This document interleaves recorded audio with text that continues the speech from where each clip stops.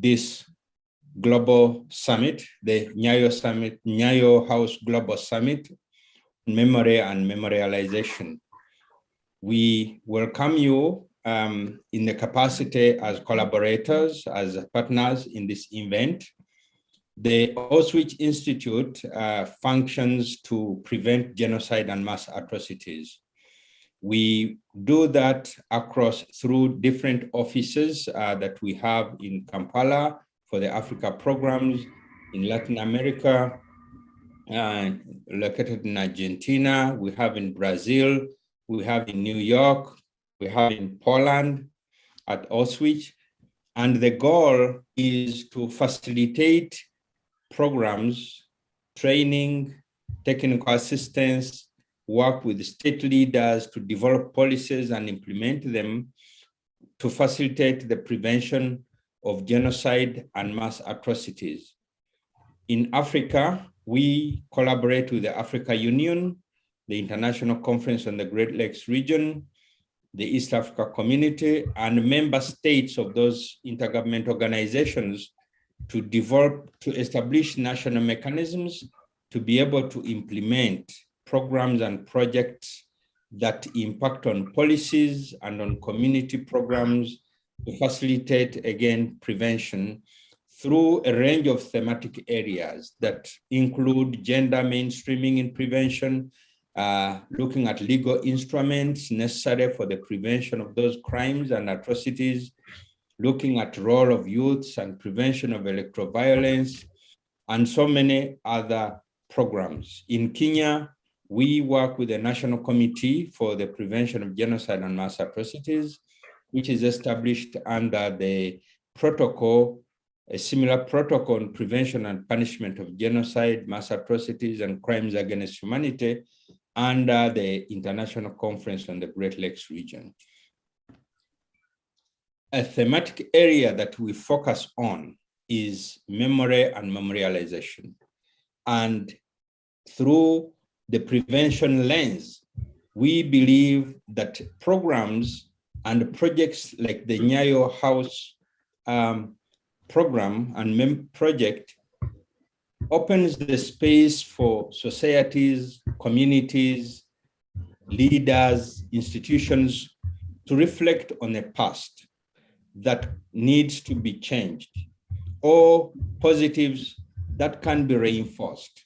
But most importantly, in the Great Lakes region, Kenya included, we have experienced violence and war and torture for the last half a century.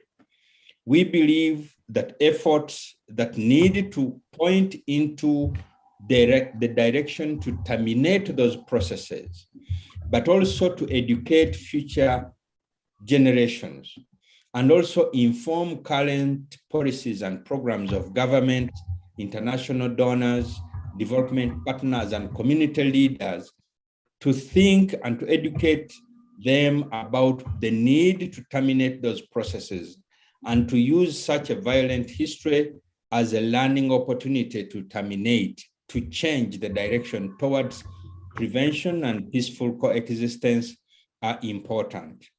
Through that lens, we are into this collaboration to support the efforts of not only Kenya, but even in the Great Lakes region to build the capacity to learn from these events, but also to develop policies and programs that facilitate prevention of such a recurrence.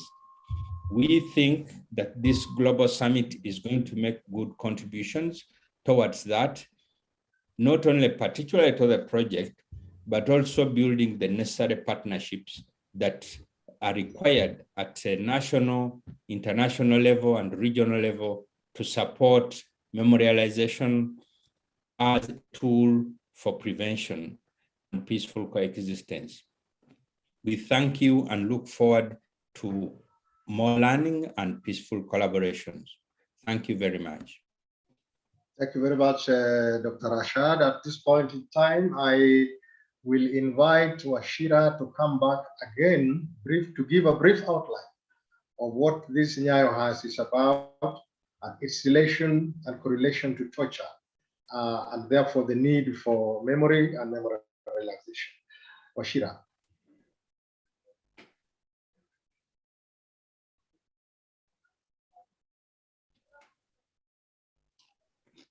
You are muted, Mashira. Okay, fine. Yes. Sorry for that. Oh, yeah, and actually, before I proceed, I overlooked to mention the newly incorporated member of the board, Jackie Mutere. I think it was my mistake. I don't know. She was staring at me, and for that reason, I'm sorry. She's a newly incorporated member of our board. So sorry for that, Jackie. Yeah. Now I'm unmuting myself, I think. So the story about the former torture chambers is the one which we've actually circulated in the overview that we've circulated to most of the participants in this forum. But briefly, these torture chambers were actually constructed way back in the 1980s, and they are located within a government building, which is in the central business district. And this building also houses many government offices, including the office of the county, who those days was referred to as the provincial commissioner. And it also the headquarters of the immigration department, among many other government offices. So the construction of the torture chambers was completed in the early 80s, and it was a government project which was actually being done very clandestinely. And this is revealed by the kind of architecture that is available in those few 12 cells, which are in the basement, in the underground of the building. And from how they are constructed, having proved very heavy metal doors fitted with rubber seals to prevent water from leaking, so that the prisoners who are held there could be immersed in stagnant waterlogged cells. And then it has a control room, which was used to control light intensity, air intensity, temperature intensity. So it is still partly intact with electrical switches. Some of them have been vandalized, but those were the ones which are located at the underground. But the actual interrogation of this of the prisoners who are held by the special police during those days were being done on the 24th and 25th and 26th floor of the building. It's a very tall building, so it's the last 3 floors of that building. And it was manned by a special squad of senior police officers who are actually running the show, because most of these things were being done at night. Prisoners were being transported into the basement of the building very late at night. And so whatever was going on between the basement and the 24th and 25th and 26th floor was not known to the public, because even to access there was a special lift which used to transport prisoners from the basement to the topmost floor. So since the torture chambers were opened in the year 2003, there was an attempt by the outgoing Moi regime to actually demolish those torture chambers, and it was only stopped when it was realized that the structural strength of that building would be compromised if the torture chambers were actually demolished from the basement. So it was stopped. So additionally, the Kenya Truth, Justice and Reconciliation Commission, also which took place between the year 2010 and 2013, also investigated the torture claims that used to be taken to be going on in the former torture chambers. And it also the commission held its public sittings at the site of the former torture cells in the basement. And they made a recommendation in their final report, which is now a government gazetted document, that the museum, there should be a commemorative, it should be converted into a national monument or a museum where a commemorative plaque with names of victims should be erected as a constant reminder to posterity and a deterrent measure in the war against torture. So it is our hope that this particular dialogue will revolve around the possibility of actually restoring and possible establishment of a national memorial site at the former Nyayo House torture chambers in the basement, and possibly also get one of the floors above so that it can be restored and actually converted into its proper use. Currently, in our last visit, we found that what is happening is that the torture chambers are in a dilapidated, and they are used as actually as a dump site for all government source obsolete equipment and garbage. So when we went there on February 18th this year, we were actually shocked that it took us a long time to get into the former torture chambers. It actually took us 6 hours to be given permission, despite the fact that we had actually made an application a month before, notifying the authorities that we will be coming to commemorate, as we've always been doing usually. But this time around, we had a sense that they were very reluctant to open it up, and it had to take the intervention of the National Intelligence Services to allow us to be given that. So our fear is for the future generations, if some rogue regime and some rogue leaders were to come back and actually take control of the country, they might decide to restart using those torture chambers for a purpose that which would not be beneficial, and that would be very destructive for the country and for the cruelty and the violation of human rights. So it is for that reason that we have now embarked on this particular journey, whereby we need collaborators and partners that we can step up the campaign to make sure that the torture chambers are actually restored, they are rehabilitated, and they are actually converted into a national site whereby people can come and learn about their history, learn about what used to happen, be a resource center, be a site of remembrance.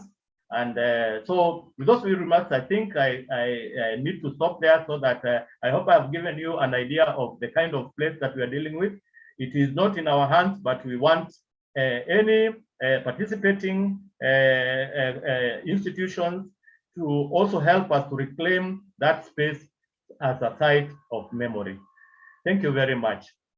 Thank you, Wachira. Thank you, Wachira. You have done very well, and the fact that we are holding this summit is indication. In fact, the government did make a declaration of commitment to this transformation. So thank you very much. At this point in time, I would like to ask Ms.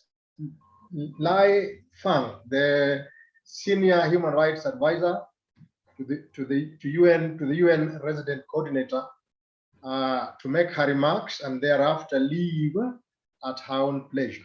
Madam Lai. Thank you very much, and it's a pleasure to be with you all today for this very important discussion. So my name is Lee. I'm the Senior Human Rights Advisor to the UN in Kenya, and I'm also representing the Office of the High Commissioner for Human Rights in Kenya. And OHCHR has really walked hand in hand with many of the defenders who have really sought to shine a light on the atrocities that happened at Nyayo House, and also to seek truth, justice, and non-recurrence.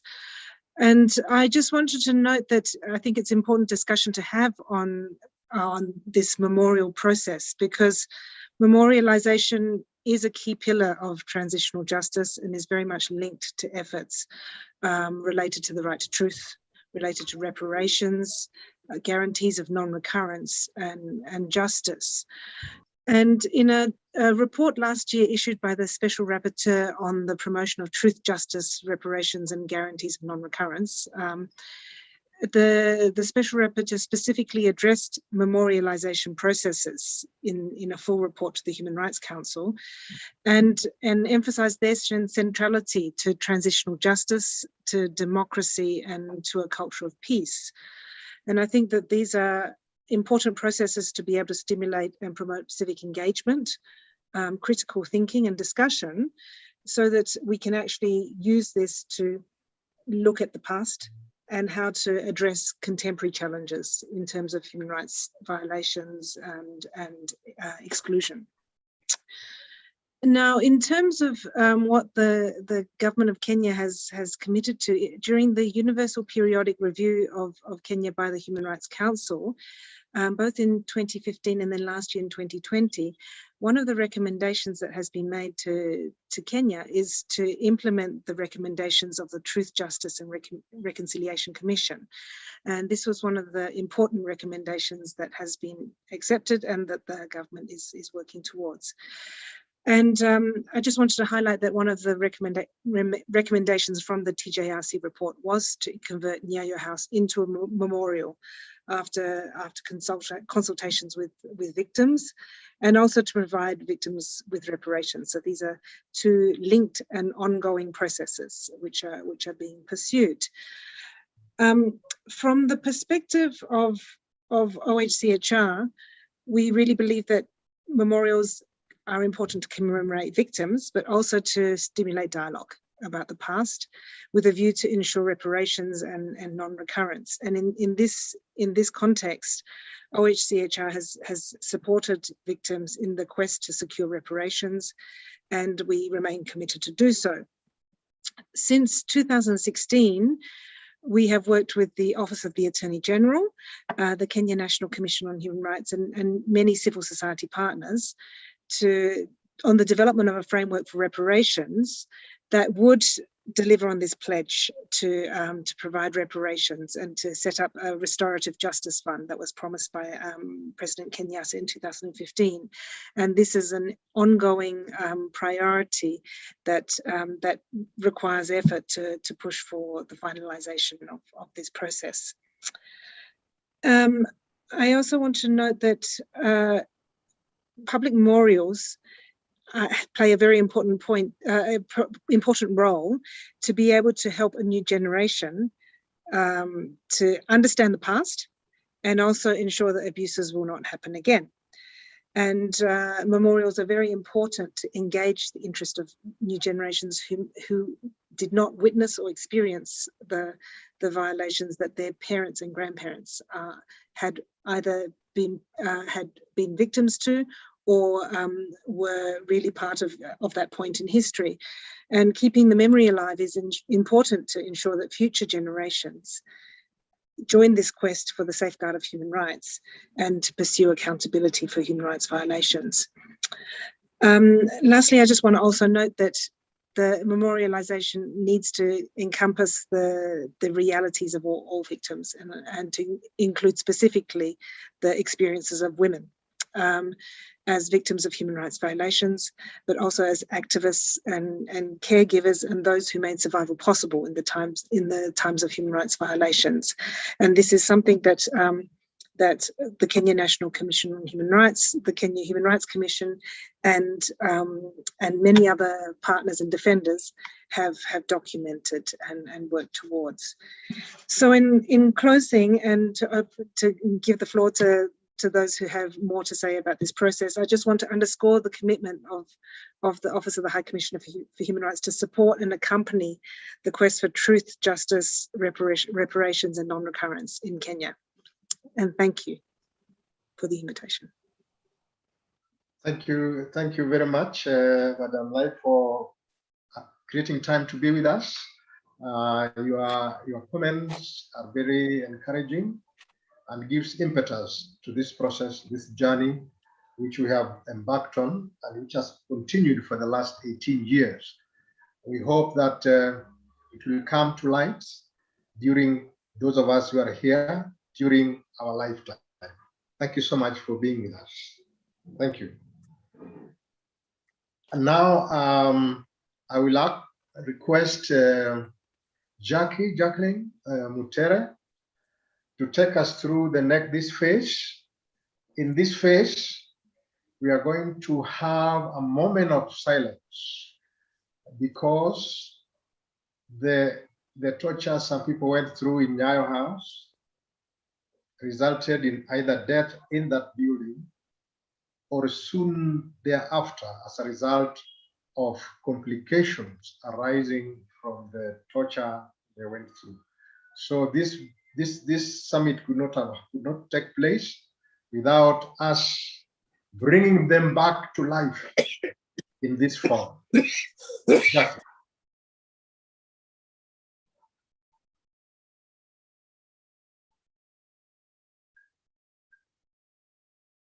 you are muted, Jackie. I apologize for that. I have unmuted myself. Thank you. And just to continue and say that the memory of these bold and courageous citizens of Kenya is stamped in the walls of Nyayo House, and their blood has spoken. For us this day, their very lives have spoken and are a testament of the momentous occasion that this day brings. As we begin another day, let us pause for a moment of silence. I invite you to reflect on the lives of those we have lost, whom we shall see shortly, as we offer our utmost respect with a guard of honor through this visual. Thus, in consideration of all these aspects, let us share in these memories of our dear departed. Thank you. Kerry, the video, please.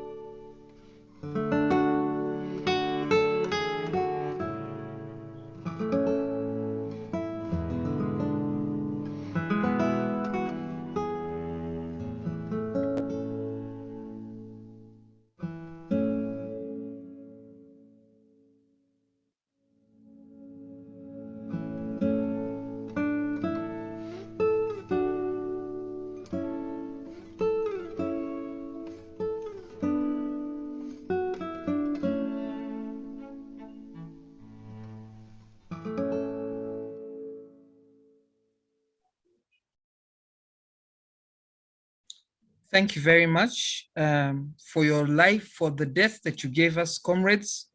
We say rest in peace and power. Your death has given us life. Over to you, Paddy. Thank you. Thank you very much, Jackie. Indeed, their passing on has given us the impetus to walk on this journey and to tell the current generation, those that are coming after us, never again.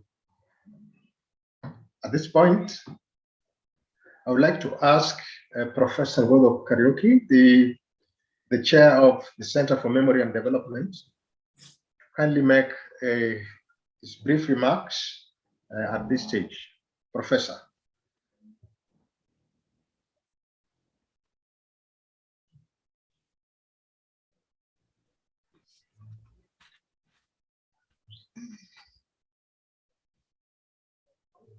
Do we have Professor?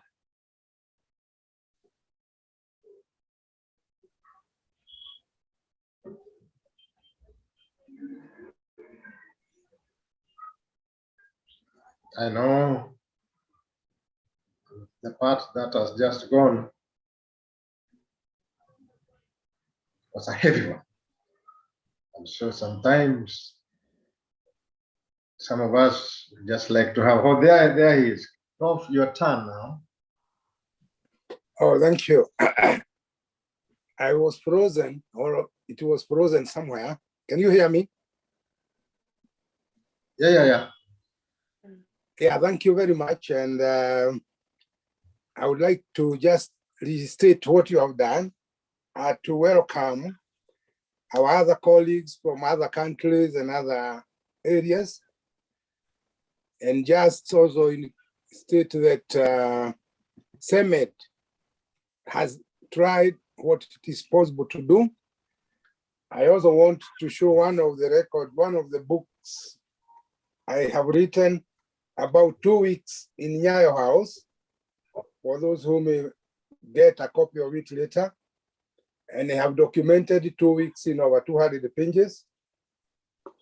I would also like to state that I don't know whether I didn't see the final pictures of those who have parted, but one of our colleagues is lying in Umash today in the mortuary called Deepak Kihara, the brother of Peter Kihara Young. He passed on last week and he will be buried on Saturday if the hospital releases the body, because they were claiming there was a heavy bill. And therefore, as we remember the others, we remember him. Our focus in the organization is to memorialize, to make sure, and like the Mau Mau who didn't do a recording, we had thought that we would do the recording. We are more educated than our fathers in Mau Mau, but we have not done much. So in the future programs, what we want is to look at how we can raise resources, both internally. Unfortunately, over some years, our NGOs have relied too much on foreign donor funding. And like when we were in Kenya, we were raising our little monies and we did a lot of work. And I think I would recommend that we go back to those basics, just to correct the records and get it into the archives and into the museum for future generations. And having done that, we will have done a part of our history. As we can see, a lot of our brothers are passing on. Information is not being done. Though we were in a group, each individual went through certain tortures, certain processes alone, and should be recorded. What we can also ask our brothers and sisters who are here with us is that they can look into how we can collaborate. We internationalize the Nyayo House, that is part of the International Torture Chambers. With those few words, I think I can hand it back to Paddy. Remember, Paddy, we came out together one day when you were in Nyayo house, then you talked to Moi. Okay. Indeed, indeed, the spirit of forgiving but not forgetting, pardoning but with justice and truth. Yeah. We are already there. We are already there through the TDRC. We have done that, and I think this is the spirit we want to continue with, so that there is no recurrence. We were supposed to have the special advisor, the United Nations Special Advisor to the Secretary General on the prevention of genocide, Madam Alice Nderitu. She was supposed to be here with us, but she did send a video, which I think we have problems with it. I don't know, Kerry, whether it can be done, or we move on to the next speaker. Okay, very well. At this point in time, I would wish to ask Comrade ndugu yangu Wanyiri Kihoro, if you are in the house, please make your remarks. Wanyiri Kihoro.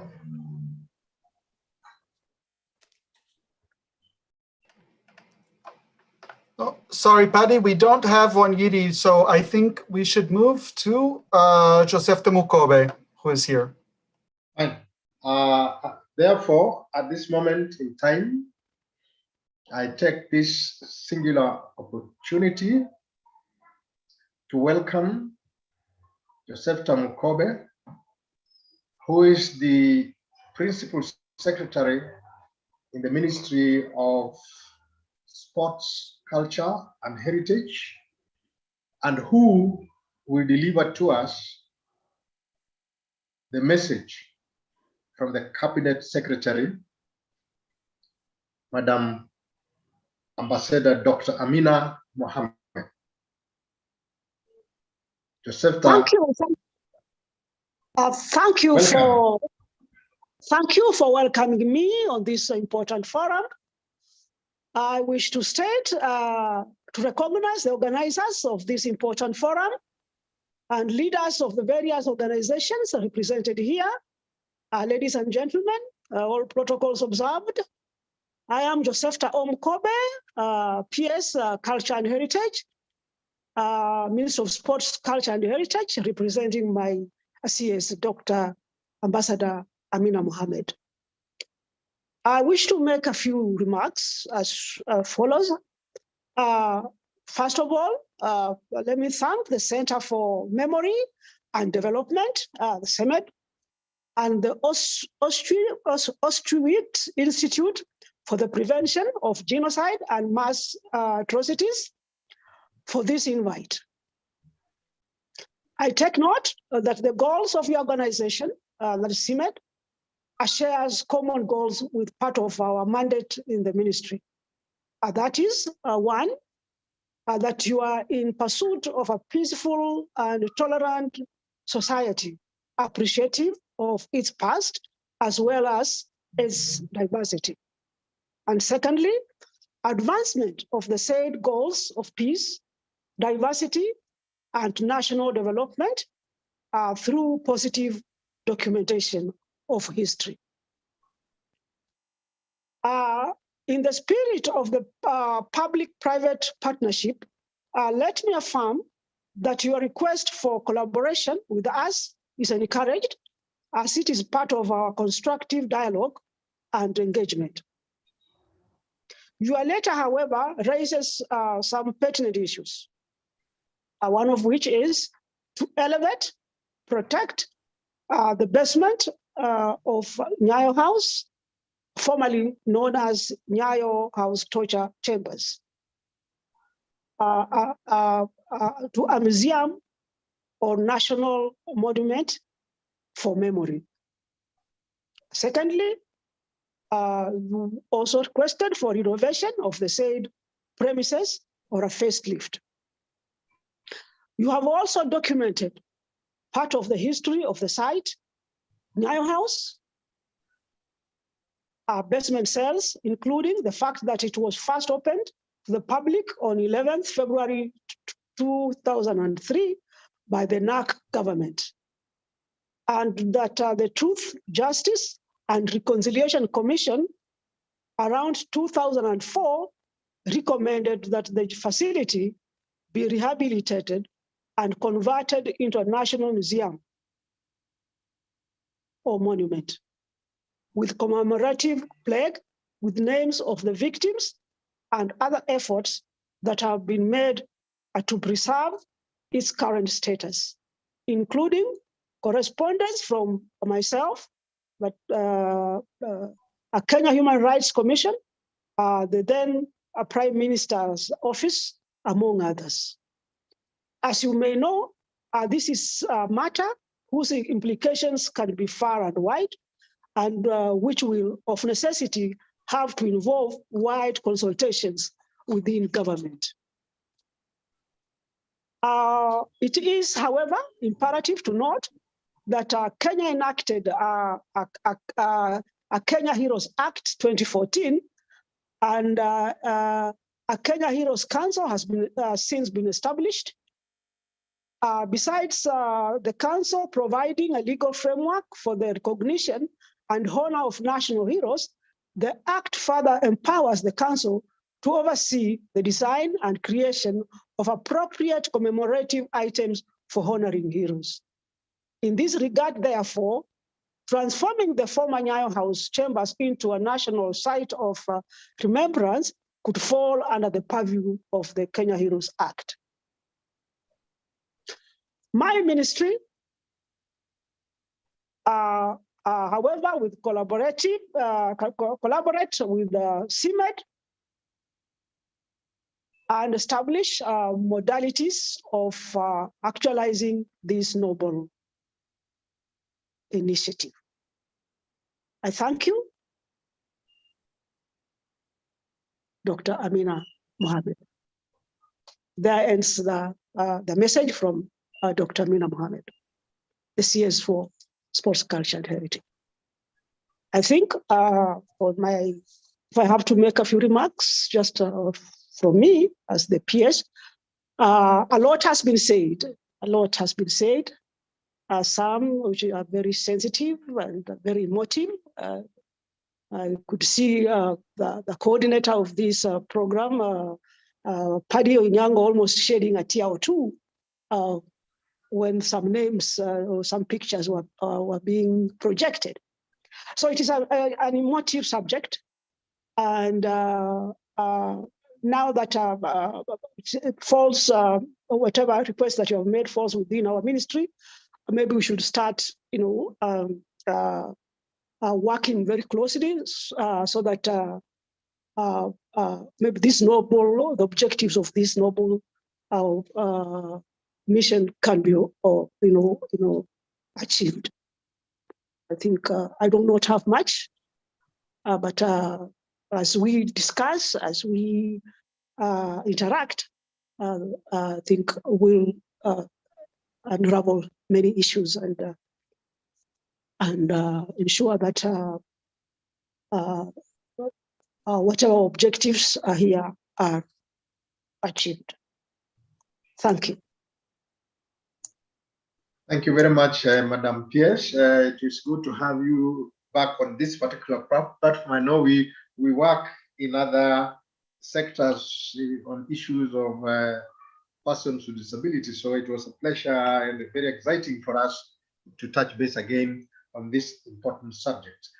Thank you very much for coming, and take our appreciation to the Cabinet Secretary for having agreed to be part of this session, and also designating you to represent her, which you have done very ably, I must say.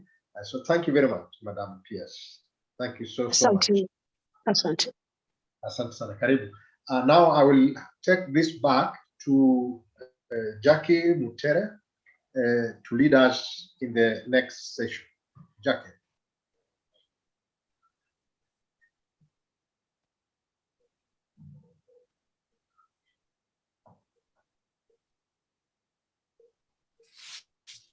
I apologize. I'm used to listening. Thank you.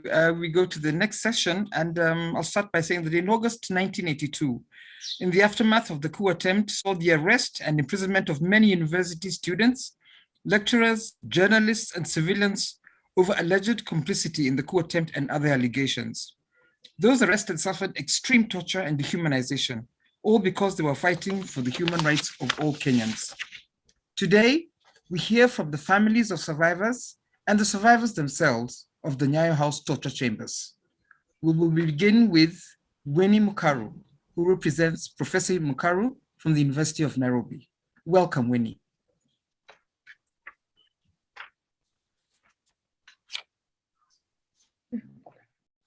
Is Winnie there? Thank you very much. Yes, I'm here. Can you hear me? Yes, you're most welcome, Winnie. And I'm sitting here with my mom. That is super. That is super. My name is Ruth Mukaro. How are you, Paddy? I'm fine. It's a long time. Yeah, long time, yes. Yes, yes. Yeah.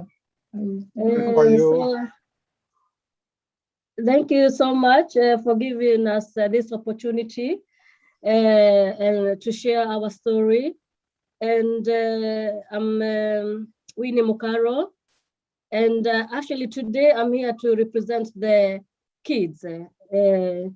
Ling Fang mentioned the women, but we also sometimes forget about what the kids went through. Us at a very early age, seeing what happened to our father when the CID came to our house and turned the house upside down. They never knew how this can traumatize children.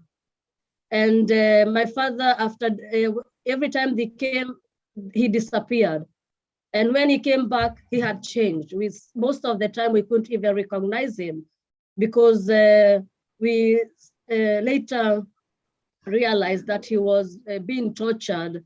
So the father we knew, the happy father, the person with sense, we saw that he was really, really suffering. But we are thankful that he could share what he went through with our mom. So my mom is a living witness of what he went through. And as kids, we later also found out that he didn't have an easy life. This situation, what my father went through, what our family went through, it was really, really difficult. It even made my brother, my youngest brother, who is not here today, he got very depressed when we came to Sweden, and he was even diagnosed with post-traumatic stress because of what he went through. And he died also at a very early age because of this trauma and depression that he suffered. Actually, we are one of the lucky families where our case was heard in court and we won. And that was very important for us to get a closure. We will never forget, but we have forgiven. And as I mentioned, when we left the court, at least we are the second generation that we were fighting for my father to get justice. But our kids, even my son was in court. He had what happened to his grandfather. My father died at age of 52. He didn't even meet any of his grandchildren. He has 6 grandchildren today. He didn't even see any of us graduate from university, or he didn't even see the fruits of what he was fighting for. But while we are here today, we want everybody to remember also the kids, they suffer, and the women, they suffer, because my mom was left to raise all the kids and put us in school and pay for everything. And also losing a partner at such an early age is not either. It's very traumatic for my mom, who also went through a lot of depression, but now the court gave us some kind of peace. But we don't want this to be forgotten, because when we were in Kenya going to court, I don't know how many times we went there. Thank God I have my father's DNA and even my mother's, because if it was for other people, we could have given up, but we never gave up. They took us round and round We paid, we went to Kenya. They were shocked that my mom was there when she was not supposed to be in court. But because of that stubbornness, this case took us almost 10 years since we took it to our lawyers. So my father didn't see the justice. It took over 20 years for us to get that. We have it here, the judgment. But it wasn't easy. Mom, do you want to say something? No, I'll just like to say that. Thank you very much. There are people like you, what you are doing now. It's a very good thing. I think it will help very many people. And yeah. So continue with what you are doing. Yeah. Yeah. Thank you. This is also good very for much. We can bring them to this monument. Me, I've been in Auschwitz. I've gone round because I wanted to understand the torture my father went through in the other countries who have done this. So I've been in Auschwitz. I've been in Rwanda. I even been in Cambodia. And all of this, my father was telling us, I saw these things happening in these countries. And for us in Kenya, it happened. And still, even today, people don't know this happened. So we need, as my brother who died, his last words said, we need to be recognized. And this needs to be recognized because we need closure also as kids. We don't want to leave this trauma with our kids, and we don't want any other family to suffer the way we suffered. So this is a very important thing. And when you decide and when it's going to, because I believe this is going to happen. So you expect a lot of people from Sweden. We're gonna come with all the people that also help us from here. So we are hoping that this is going to happen very soon. Thank you very, very much, Winnie. Thank you very much. That is so encouraging. Thank you for the solidarity. I will just now just sincerely appreciate your presence, sincerely appreciate the fact that you've come here. Mom, we recognize you, we honor you for standing with your family. Nobody appreciates what women go through and the children go through, but you have highly shared and explained what we normally say in this field, the secondary victims of the torture, the family, the children, and the extended community. Thank you very much, Mama, and kindly please stay with us as we share other testimonies. Allow me, yes, thank you very much. Allow me kindly to welcome Odworo Ngwen. Odworo Ngwen, please, you're most welcome to share with us. Mr. Ngwen will share his experiences also. He was allegedly as a very seditious gentleman in this country at one time, and nobody wanted to touch him. But Mr. Ngwen, you're very welcome to share experiences. Karibu sana. And then there after Mr. Ngwen, Wangu Gathitu, you're very welcome. Stand by. Thank you. Karibu, Bwana Odworo Ngwen. Thank you very much, Jackie. Yes.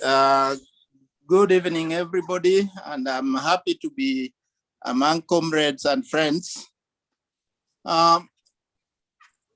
When we talk about Nyayo House, it becomes difficult where to begin. Whether you begin with the water or being shadowed all over and so on. So I wouldn't want so much to share my experience, but just look at the context of operating in a police state, because that is the environment within which we were operating.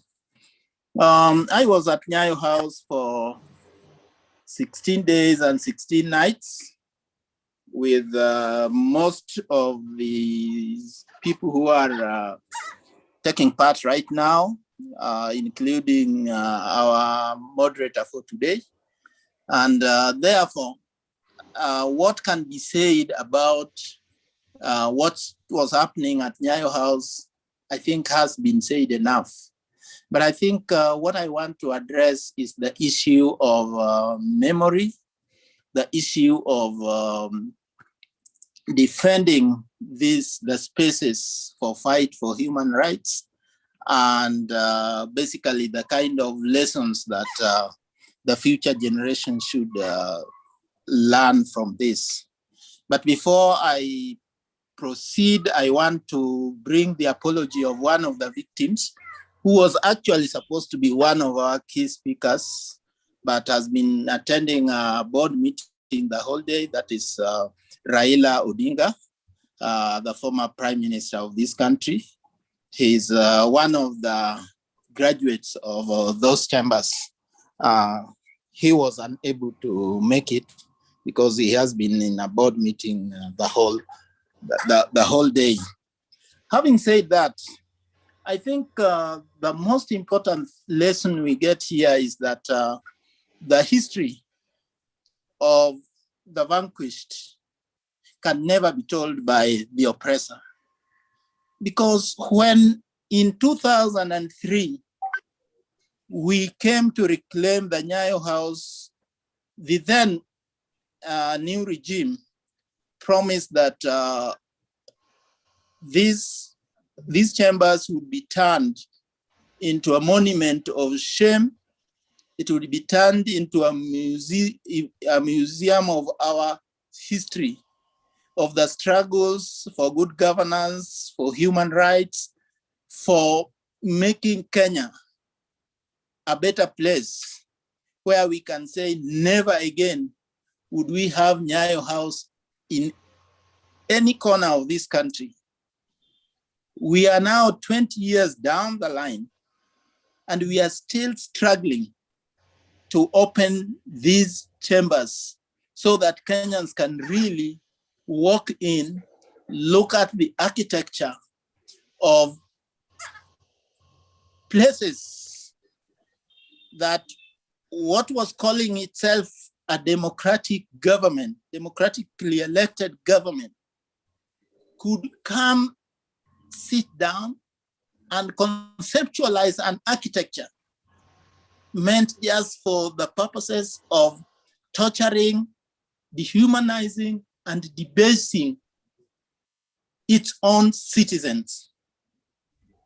So we thought with what was then seen as the NAC revolution that we would be able to create some center of memory and also of inspiration for the younger generation to be able to stand up and defend the human rights and the freedoms in this country.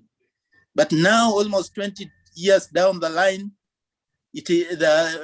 we are not very sure that that dream will be realized, which means that we have to go back to struggle to open these spaces.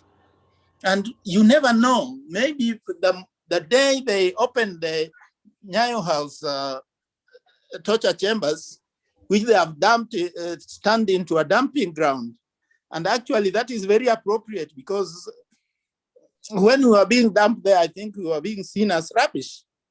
So for me, it is an inspiration. It is a call to struggle more, to remind ourselves that what we have been struggling for has not been achieved. And therefore, we need more than ever before to come together and say, we will not allow this thing to happen again in our history. The second thing I want to say about Nyayo House is that the history of the conquered will never be written by the conquerors. And that is why I want to thank my colleagues that have gone out to organize this summit, so that it is us to be able to document, it is us to be able to preserve, it is us to be able to inspire each other, to encourage each other, and to work together towards the total liberation, not just of this small space called the Nyayo House, but to be able to liberate every inch of this country for the purposes of making sure that those rights that we take as being self-evident can be really self-evident to people who are born long after the Nyayo House chambers. The third lesson I want us to get out of this is that however well-meaning states sound sort of a revolution, state is an institution, and whoever comes to occupy the state, unless they get constant reminders, unless there is constant prodding, unless there is citizen mobilization for trying to protect the space, the state always will want to shrink whatever little space citizens have. And I want to link it to the kind of struggles we are having today. I am one of the people who have been very supportive of the BBI process, because some of us, again, involved here, we know the kind of debates we have been having about the national questions. And we were seeing this as an opportunity for Kenyans to assert and to remind ourselves of that debate about the national question. But when we see the environment within which we are operating, when we see the kind of tensions and the fights between, for example, the executive and the judiciary, and having come out of a situation where, like myself, being taken to the court at 6 p.m., long after the working hours, and being tried for less than 10 minutes and sent to prison for 4 years, that is the kind of judiciary we thought after August 27, 2010, that we'll never have that kind of judiciary. But now, from the kind of tension we are seeing, we see that we can easily lapse back there, where the executive would want a judiciary that is compliant, a judiciary that can be directed, a judiciary where the head of executive can unilaterally pick who to sit on the bench and who not to sit on the bench. So it is basically a call to action for us. That's what I would want to share, because if I have to go to my own experience, basically I would be just reciting what others do, because actually it was standard, the kind of from the basement to the lift to 24th, 5th or 25th floor, back there, all blindfolded, you are put there in waterlogged cells and so on. So that would be a bit repetitive, but I think it's just important that we try to discuss some of the implications and the kind of lessons we get, and to see how we can encourage each other so that we are able to defend this space that we have been able to liberate through pain of death, as Paddy did say at the beginning. So many people died in those waterlogged cells down there. There are people who are thrown out of the 24th floor to the ground and that kind of thing. So thank you very much. For me, it's just a call to action. Thank you. Thank you very much, Mr. Odorongwen. I know you in other circles, but I've never actually heard of your experience firsthand, and today it's really heart-wrenching. We recognize and acknowledge the apology of the Right Honorable Binga. And you have so rightly said that the history of the vanquished can never be told by the oppressor. It must be told by the survivor. And you have rightly done so today. And we thank you for that never again experience and your call to action. We acknowledge your call to action, and that the importance for you this day is to document, to preserve, and to protect our liberties, not just Nyayo House, but for the future generations to do the same. Thank you very much, Mr. Odorongwen. May I now call on you, Madam Wango Gavitu, who will speak for her husband, who was the late lecturer who was detained, and he was also an inmate.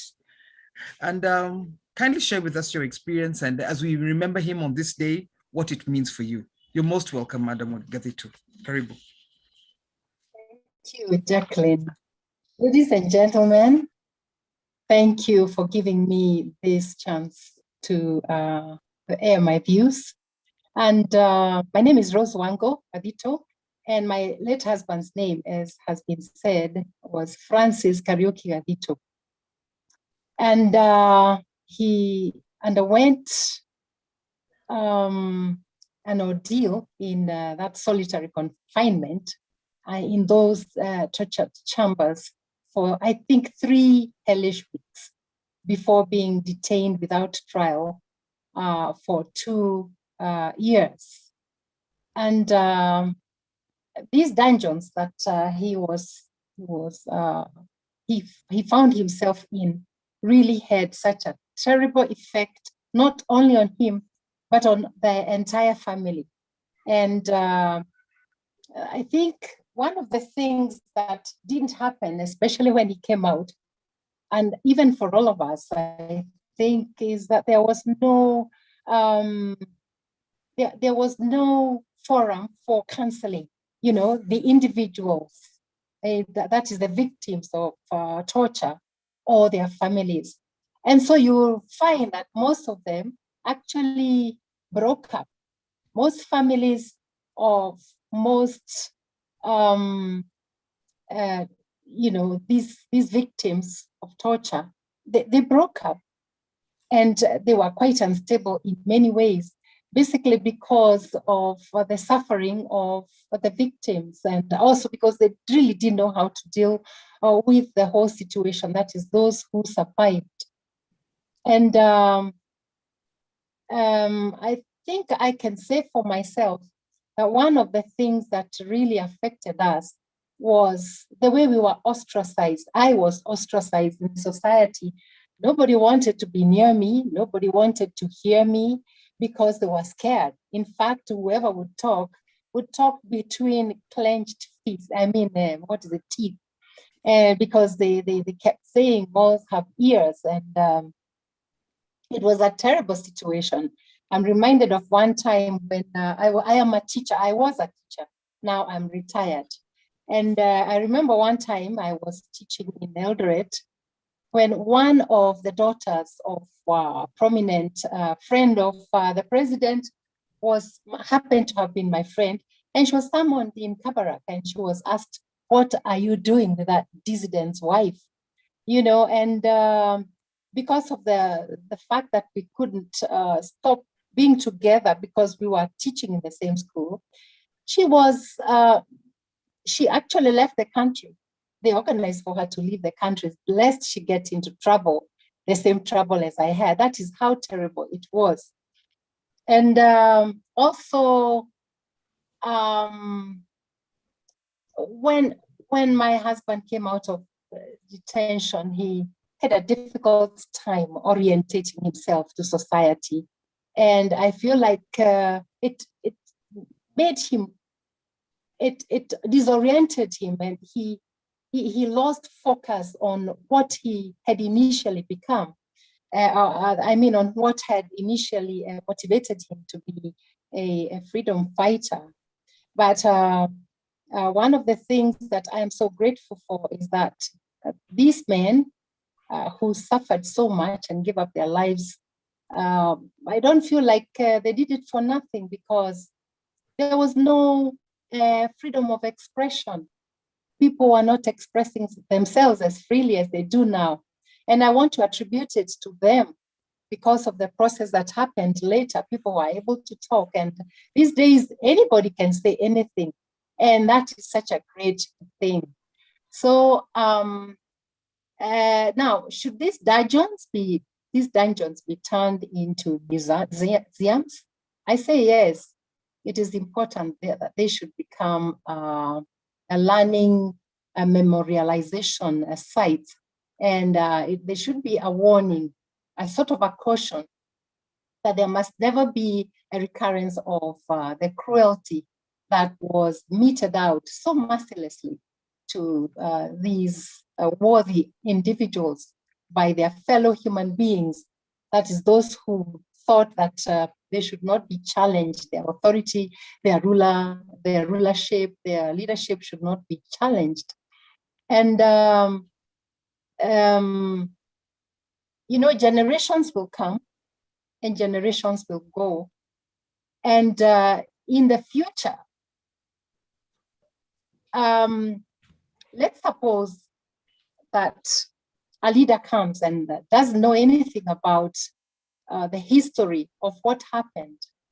Being human beings, I mean, being a human being, maybe who wants to protect themselves and to maintain the status quo, they are very likely to resort to the same style of trying to protect what they have. And so in future, if should there be a chance that you know, it happens, then it must never be left to the leaders to entertain or actualize the ideas of using the torture chambers to repress their opponents.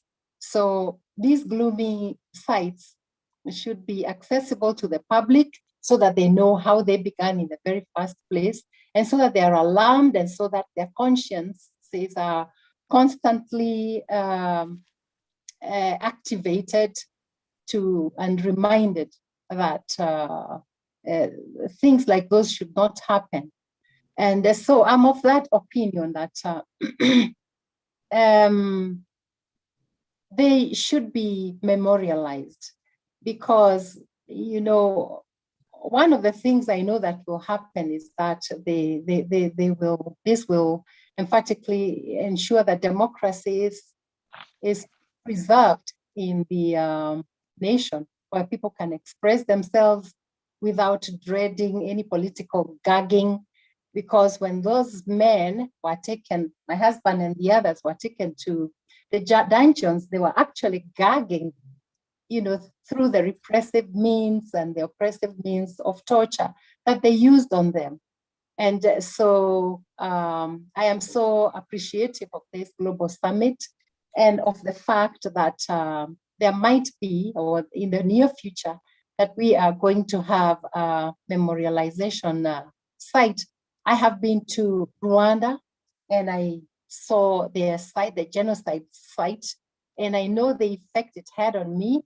And I believe that this same thing, the museum, if it would be preserved in the dungeons, it will also have the same effect in the future on those who will be there when those who started the history are gone, and those who are fighting for it, like we, have already left. It will be there to remind them to be human.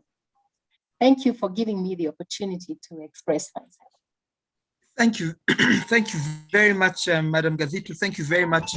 The common thread in all the testimonies is the darkness, the dungeons, the confinement, this darkness, this pervasive darkness. And it comes out clearly that the need for healing is evident in all three testimonies. There's a lot of ostracization because you'll be guilty by association. Just by design, by being somebody's wife or husband, you ended up being ostracized by that.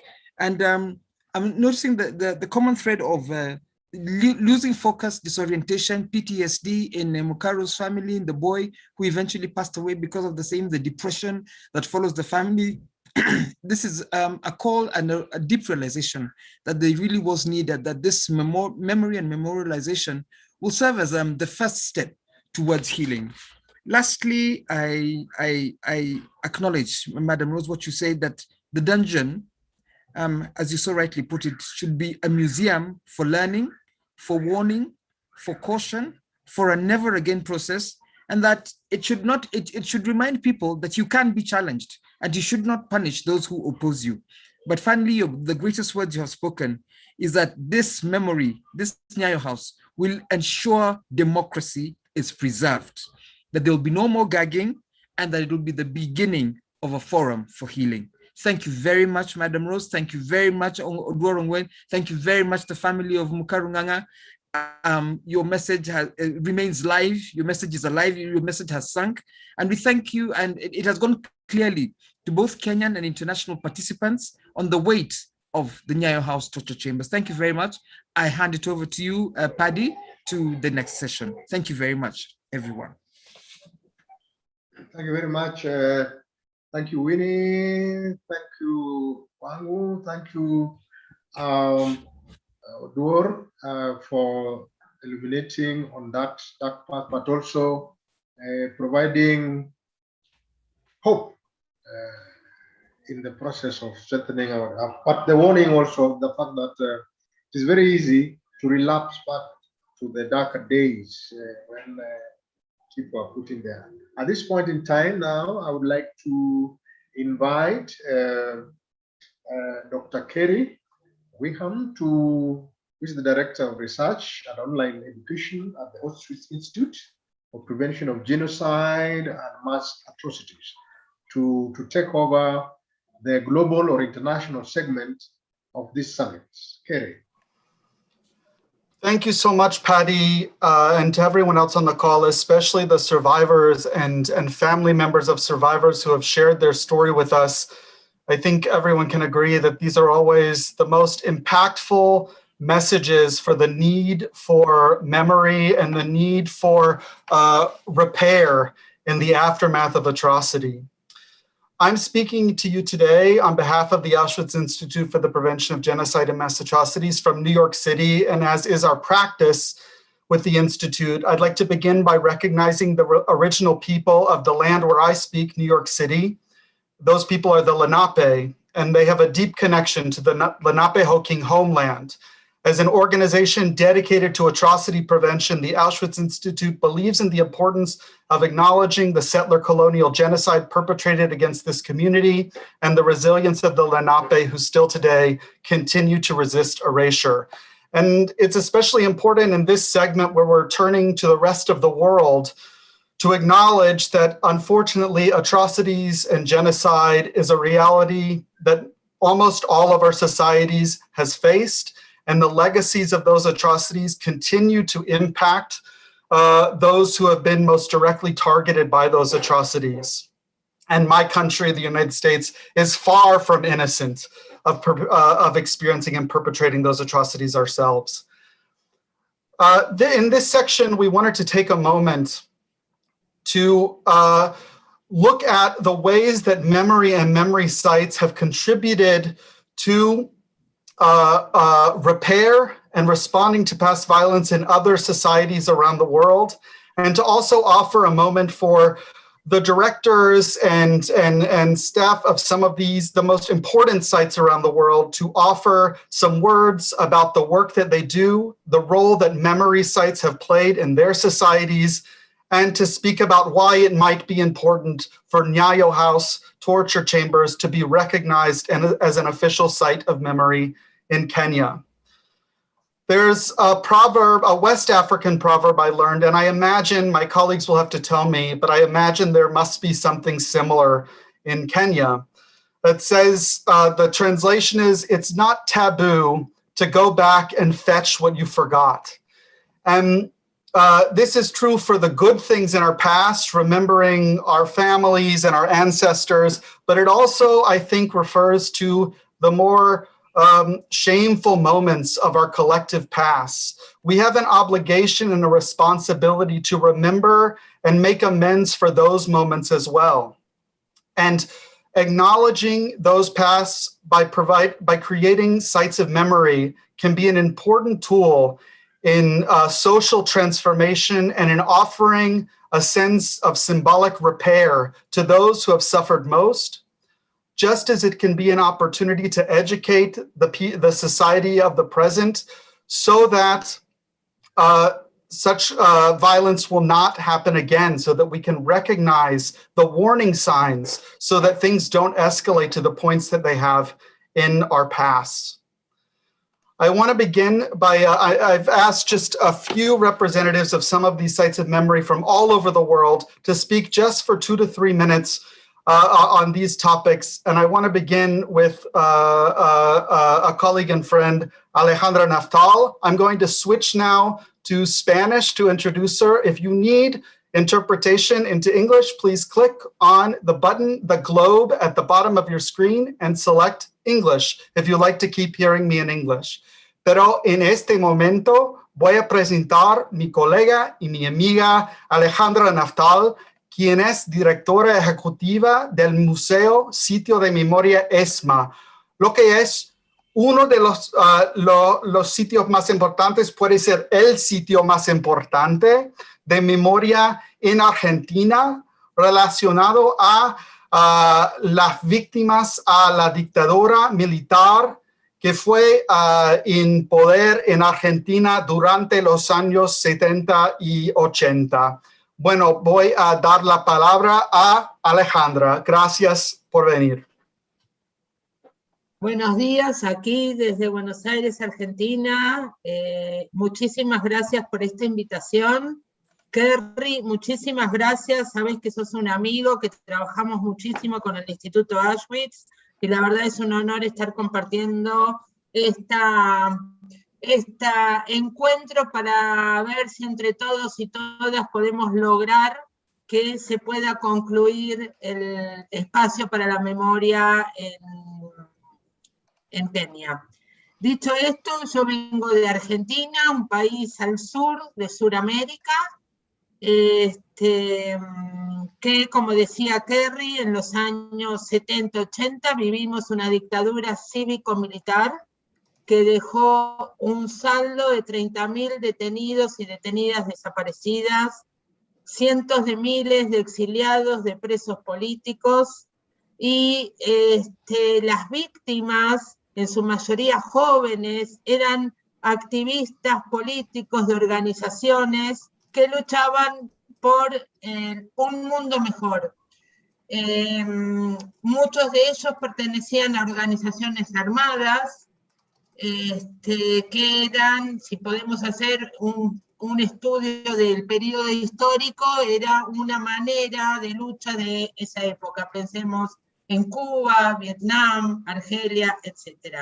Como no me quiero extender mucho, estuve escuchando con mucha atención a Paddy y a los compañeros y compañeras víctimas, y la verdad que los escuchaba a ustedes y me recordaba a mí misma en todas las reuniones que tuvimos durante años para lograr que en la Argentina se lleve adelante políticas públicas de memoria, verdad y justicia, y que también se lleve adelante y se pueda inaugurar recién en el año 2015 lo que es la ESMA. La ESMA fue un campo de concentración en donde sabemos que ahí desaparecieron 5.000 hombres y mujeres, donde funcionó una maternidad clandestina, y de ahí se robaban a los niños y niñas nacidas en cautiverio, que hoy son hombres y mujeres que la sociedad argentina sigue buscando. En ese lugar funcionaron las salas de tortura, los lugares de reclusión, los lugares donde se planificaban los secuestros, y también simultáneamente era el lugar de descanso y entretenimiento de la alta jerarquía de la Marina.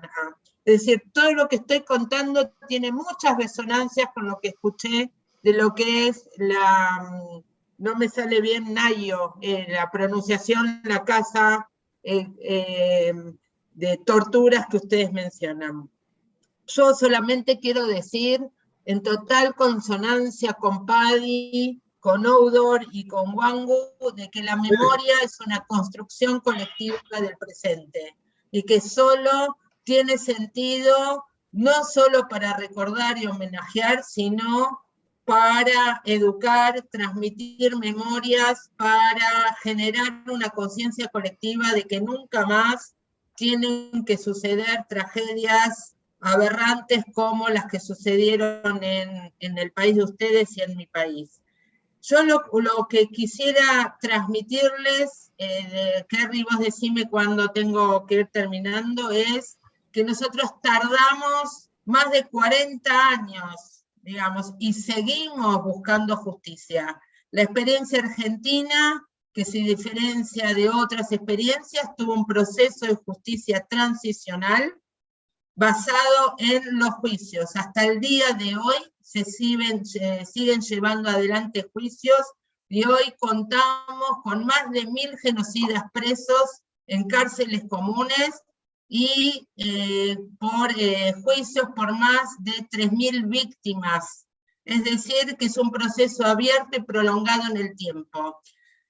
Más allá de esta búsqueda de justicia, la memoria son procesos abiertos y prolongados en el tiempo y que tienen que tener esa función activa en defensa de la democracia, en la educación de las nuevas generaciones, de reconstruir un pasado para que nos interpele permanentemente en nuestras acciones del presente. Y creo que la recuperación de los espacios en los lugares son testigos, son evidencias materiales de las historias que, como bien dijeron ustedes, son narradas por las víctimas. En nuestra experiencia, por ejemplo, todo lo que narramos en lo que fue la ESMA está narrado a través de las voces de las víctimas. Así que cuenten con nuestro apoyo, les ofrecemos desde Argentina, Kerry nos conoce bien, toda la experiencia que pudimos transitar en estos 40 años de lucha con todas las organizaciones de derechos humanos y cómo pudimos interactuar con los gobiernos, ¿no? Donde algunos fueron más amables y otros menos amables en lo que es la política de derechos humanos, de memoria, de verdad y justicia. Kerry, muchísimas gracias por la invitación, Paddy y todos los colegas. Muchísimas gracias por esta oportunidad. Muchas gracias, Alejandra. Gracias por estar aquí y por tus palabras. Okay,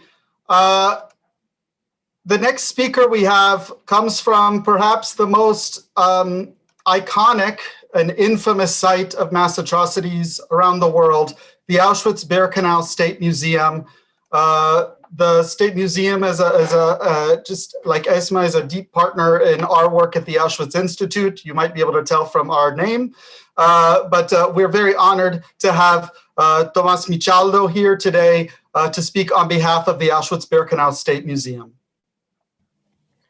Well, first, thank you very much for the invitation and also for the testimonies, which were, again, very, very impactful, as it was said here already a few times. And they really moved me. So I'm also sorry for being a little bit chaotic, maybe right now. Auschwitz became, of course, over the years the symbol of the suffering for many nations, and that's why it's a little bit different case than places of memorial places in Argentina or Kenya, because it of course became a place important for Jews, of whom over 1 million were murdered in Auschwitz and in Birkenau, but also for Poles, for Sinti and Roma, and of course many people from other nations and other ethnic groups.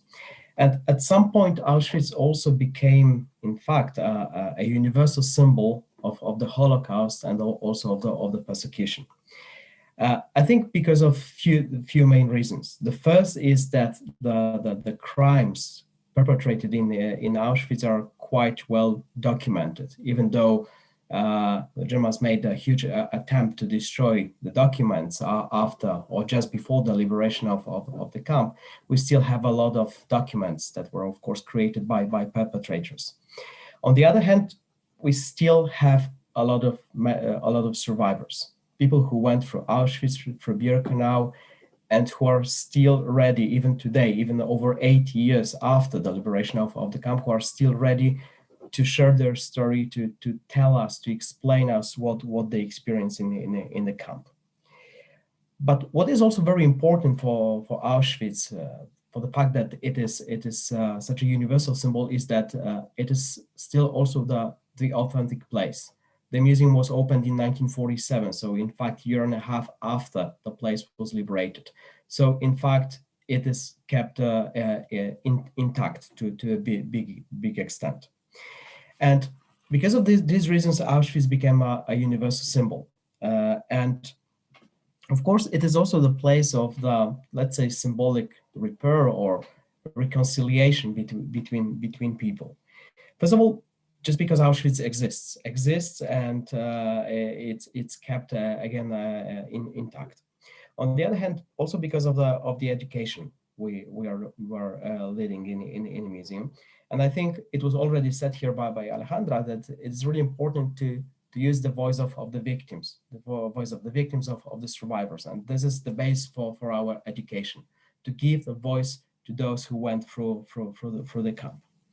But also our point of view is that the visit to Auschwitz should not be just the lesson of history, but it should be rather the lesson from the history.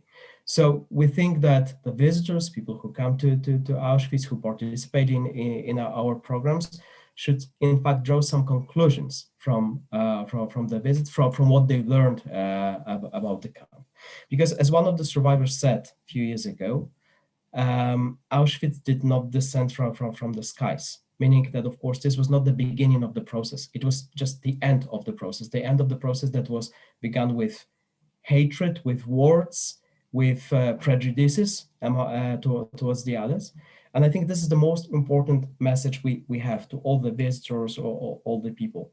We should, as also Kerry said here, we should look around and just check if there are any signals of the, let's say, bad things happening around us. So this is also kind of a call for action that comes from the museum.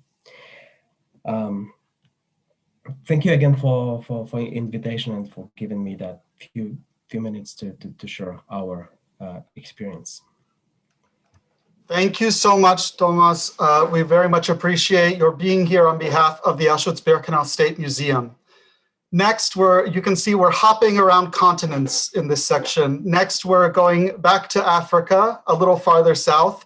And I'd like to ask my friend and colleague Tally Nates to speak. She's the founder and executive director of the Johannesburg Holocaust and Genocide Center.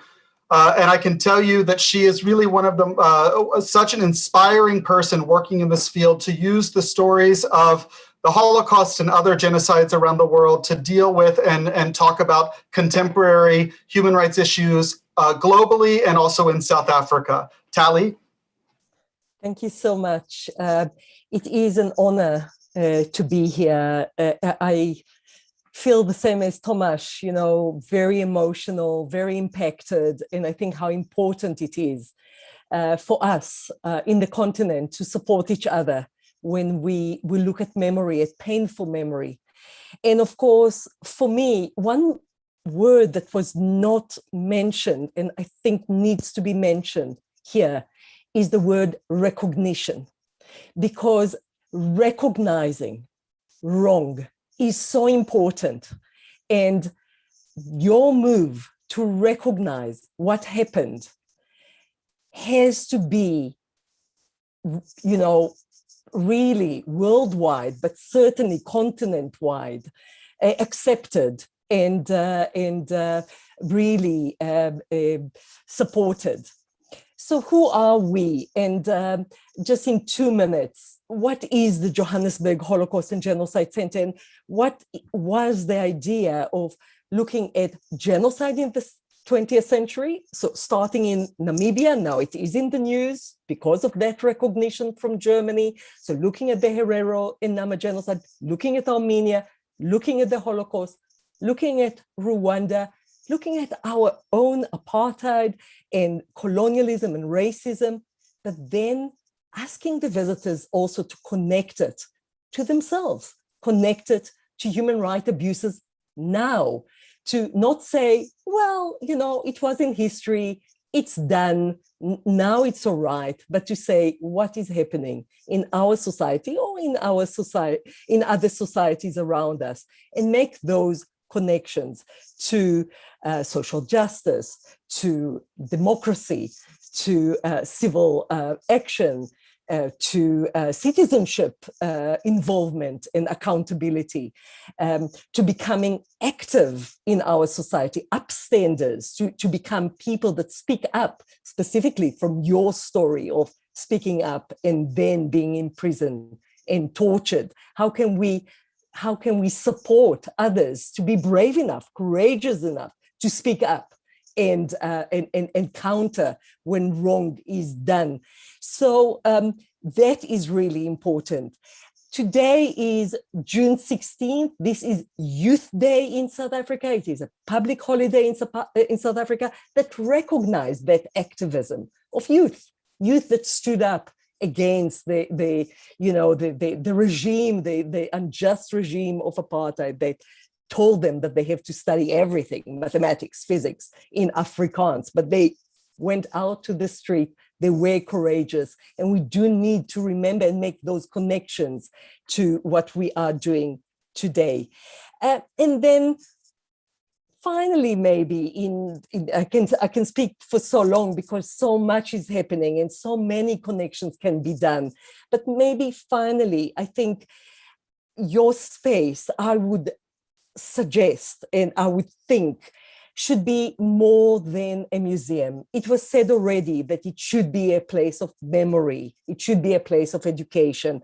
But more than that, I think that it needs to be a place of lessons from the past, lessons for the present and future. It should be a place of collection, a place of archive. This is what happened to us. And it took us 12 minutes, it sounds like 12 years to get where we are. So you need patience, but you need to collect those testimonies. They are important. Finally, intergenerational dialogue. We had so much of it. It was so emotional today. As a daughter of a Holocaust survivor, my father survived 4 concentration camps. I can say to you, this dialogue, intergenerational dialogue, is of utmost importance. Good luck to you. We are partners. We are here for you, and we love to share our experiences with you. Thank you for inviting me to share my thoughts. Thank you so much, Tali. We're so grateful you're here and for your support. Next, we're going to go across the Atlantic again to Canada. And I'm going to invite Clint Curl, who is the Vice President of Exhibitions, Curation, and Partnerships at the Canadian Museum for Human Rights, a fantastic museum in Winnipeg, Canada, with which we are actually partnering on an exhibition right now. Clint, thanks so much for being here. Well, thank you very much, Carrie. So I'm speaking to you, as Carrie said, from Winnipeg, Canada. We are on ancestral lands of Indigenous peoples, today recognized as Treaty 1 territory and the homeland of the Métis Nation. I'd like to thank also the organizers for hosting this important global gathering and extending to me the invitation to participate. My thanks also to the survivors and the families who shared their stories. As the other speakers have said, I want to acknowledge the personal cost each of them paid to share their story with us today. So I'm pleased to meet you all virtually. On behalf of the Canadian Museum for Human Rights, I'd like to extend the right hand of fellowship and partnership on common cause to the Nyayo House project. My own museum here in Canada opened only 6 years ago in 2014, and I was part of the team that helped open the museum. And living through the efforts of trying to open a new museum of conscience to advance human rights, which for us at the Canadian Museum for Human Rights took about 13.5 years from early efforts to opening, I've noticed something. I think part of why it's so hard to open a museum of conscience or a memory site is because really almost any time we're dealing with a big systematic abuse of human rights, there's pressure to keep it silent, to keep it secret, to distort the historical truth. And there are a lot of forces at play. I mean, those who play the role of perpetrator perhaps feel they're ashamed or they want to avoid punishment. Those who were harmed, victimized, and who survived have traumatic and painful memories. I mean, there's just a natural desire to leave the past in the past and move on. Those who were bystanders would maybe prefer to set aside difficult questions about their passivity. And there are those whose roles were very complex, sometimes victims, sometimes bystander, sometimes perpetrator, maybe rescuer. And the true story of what happened is sometimes very complicated to tell. And of course, there's the practical issues. Creating a memorial site requires resources, requires funding, and there are always lots of competing priorities when it comes to funding. So there are all these psychological and social and economic pressures, and they conspire together to promote silence and forgetfulness and historical distortion. So all of these pressures are really the enemies of creating a proper site of memory and a museum of conscience. And so as someone who's lived through this challenge in Canada, against all these forces that conspire together against us, it is very important to keep our eyes focused on why memorial sites and museums of conscience are important. I believe, in fact, they're not a luxury, they're a necessity for any society who is committed to human rights. Sites of memory are naturally about the past, they're also, even more importantly, about the future, because systems of violence and oppression often follow consistent patterns. And if we can be mindful of the patterns of violence and oppression that we've experienced in the past, then we can discern their beginnings, their repetition, and then maybe do something to disrupt the pattern, to speak out, to mobilize action with others to protect human rights. And that's exactly why Nyayo House should be transformed into an official site of memory, because in keeping the horrific past before our eyes, we're helping to create a culture and a society that is educated and sensitized to patterns of systematic human rights violation, and it's better equipped to resist such patterns. So in brief, the creation of a memorial site at Nyayo House should be regarded as an investment in the future, an investment in the children for their human rights. Thank you very much. Thank you so much, Clint, for those words. Next, we're going to turn to Vern Harris, who is the head of leadership and knowledge development at the Nelson Mandela Foundation in South Africa. Vern? Well, good afternoon, everybody. Greetings from the Nelson Mandela Foundation. Thank you to the organizers of this summit for inviting us to participate. Asante sana. The Nelson Mandela Foundation has had a deep interest in struggles for truth, justice, and reconciliation in Kenya.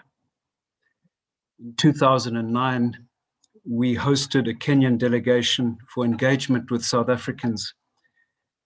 At the time, the Kenyan Truth, Justice, and Reconciliation Commission was being put in place. In that delegation were government officials, but representatives as well of civil society. Kenya was represented in our international Mandela dialogues on memory work in 2013 and 2014. It's wonderful to see Wachira here today. And we have two Kenyan-born colleagues in our staff who help us stay in touch with developments in the country. In principle, we are supportive of the Nyayo House initiative. We have learned the hard way in South Africa that if a society does not reckon with its pasts, then its pasts will certainly reckon with it.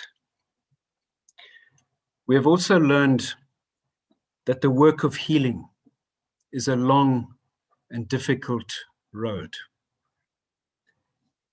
We've learned that sites of violation can become spaces in which healing work takes place.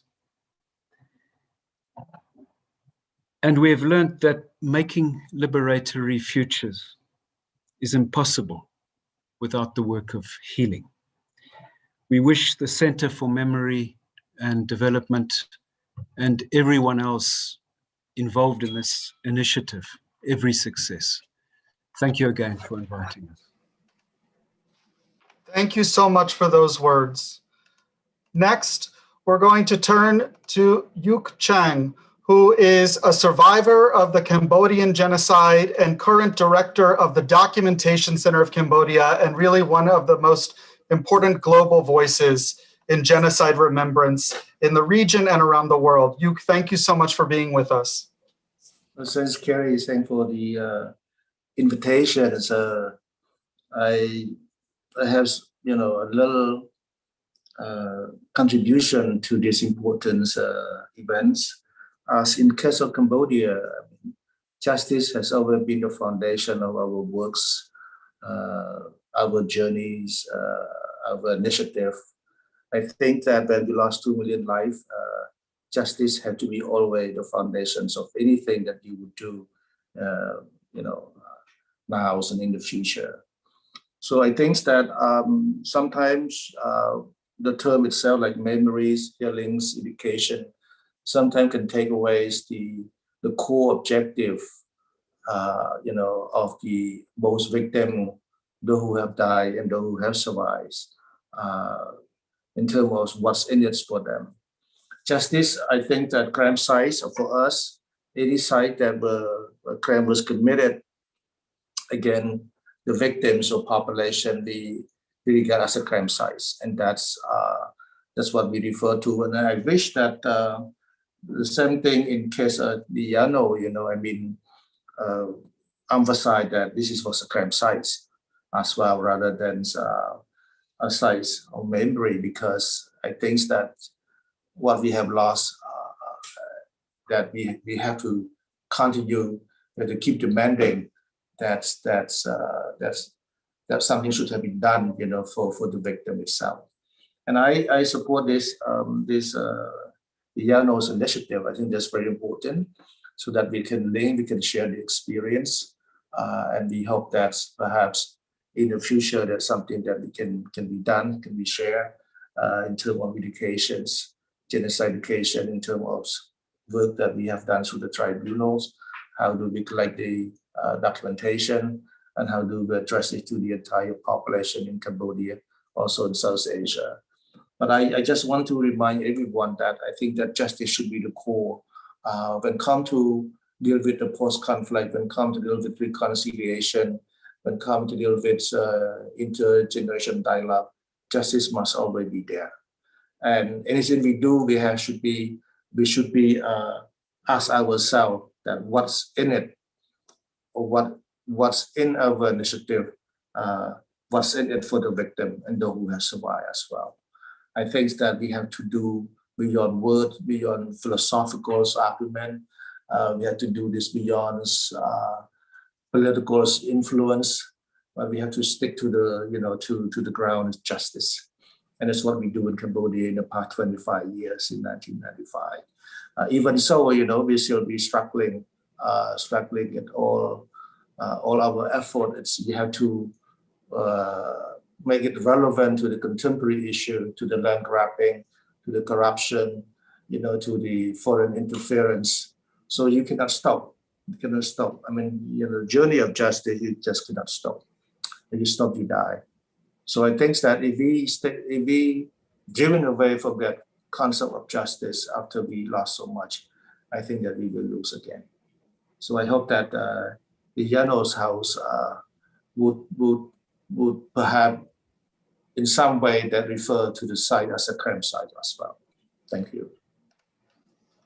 Thank you so much, Yuk. I know it's quite late in Cambodia, and we appreciate your staying up and being with us tonight. Next, I turn to my colleague and friend Jill Savitt, who is the president and CEO of the National Center for Civil and Human Rights in Atlanta, Georgia, in the United States, a museum that makes connections between the United States civil rights movement and the international human rights movement. Jill, thanks so much for being with us. Thank you, Carrie. I'm delighted to be here among all of you, our colleagues around the world. So as Carrie said, I direct a history museum in the city of Atlanta, which is in Georgia in the United States. And Atlanta is where America's historic civil rights movement was born. And it's the hometown of Dr. Martin Luther King Jr. And so our museum tells the story of the fight to ensure citizenship rights for African Americans in the 1950s and 60s. And we preserve and present the papers and artifacts of Dr. King. Through our exhibitions and our programs and events, and we do educational work, we help our audiences understand the connection of the past to the present as a context. And we have taken a step in more recent years to go beyond that. And I don't think others have raised it as a function of institutions like ours, is that we work to equip our audiences to tap their own power, to participate in civil society, to protect human rights. We have a special focus on voting rights, which was a focus of Dr. King's work, and in collaboration with the Auschwitz Institute, we have launched a training program for our police forces in the United States to give them human rights training, to have them understand their role as protecting civil rights, which the history we tell in our museum shows that they colluded to prevent the practice of civil rights, in particular by African Americans. You know, like others have said, we also make use of the witness generation, of the people who so movingly shared their stories on this call, which I thank you for, to make sure that we call them our elders, are able to interact with our visitors so they feel the presence of history through very human storytelling. We are currently in the process of expanding the exhibitions in the history we teach, and I wanted to touch on that because I think it's very relevant to what Nyayo House is trying to do. The US is grappling very publicly before the world with how to deal with its racial past. And as part of this, our center has felt the need to set this context and to tell history, the truth of history, so that people understand how we arrive at this moment. And in particular, we're now expanding our exhibitions and our education materials to focus on an era of history 150 years ago in the aftermath of our Civil War. Because the consequences of that Civil War are having a profound effect on today, and many people don't understand the connection. So the losing side of our Civil War was a confederacy of states in the South part of the United States that believed in a hierarchy of human value and the supremacy of white people. And they enforced this in law and practice. And despite losing the war, the leaders of that confederacy were never held accountable for their crimes. And it was the crime that led to the war itself, which was human slavery for 2 centuries, and for their armed rebellion.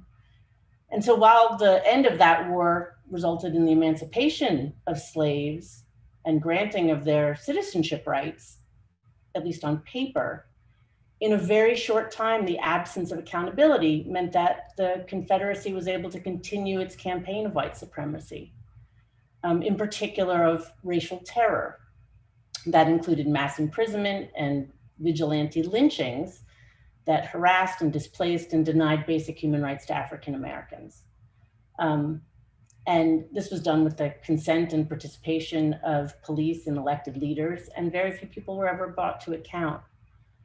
And so that impunity was able to create and promote an alternative history that took hold, a mythology, and that has survived as public memory. And throughout the South, there are sites of memory for Confederate leaders where they're venerated with statues and other memorials. Their names are on public squares and schools and streets, and their version of history is taught in school. It is what I learned in school.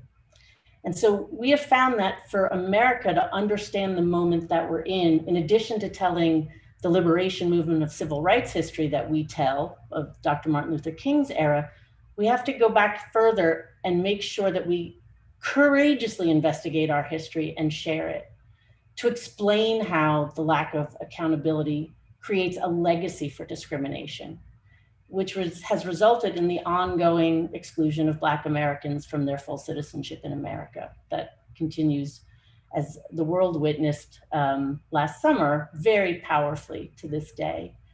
And so we know that when a history is buried or denied or told based on an ideology, a society is unable to heal. And so we're mounting an exhibition on racial terror lynching, where we'll tell the stories of the victims and the survivors. We'll talk about the attitudes and motivations of the perpetrators and the lasting effect on today. And so we join in Nyayo House in your quest for truth, for memory, for commemoration, for justice.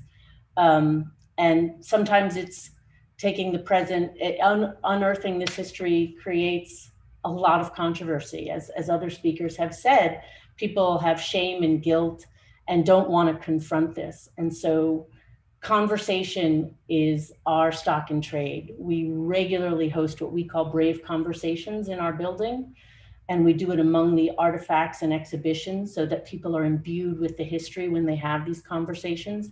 It promotes a different kind of respectful engagement we have found, and so I urge you to consider that. But we stand in solidarity with you as a site of memory and conscience.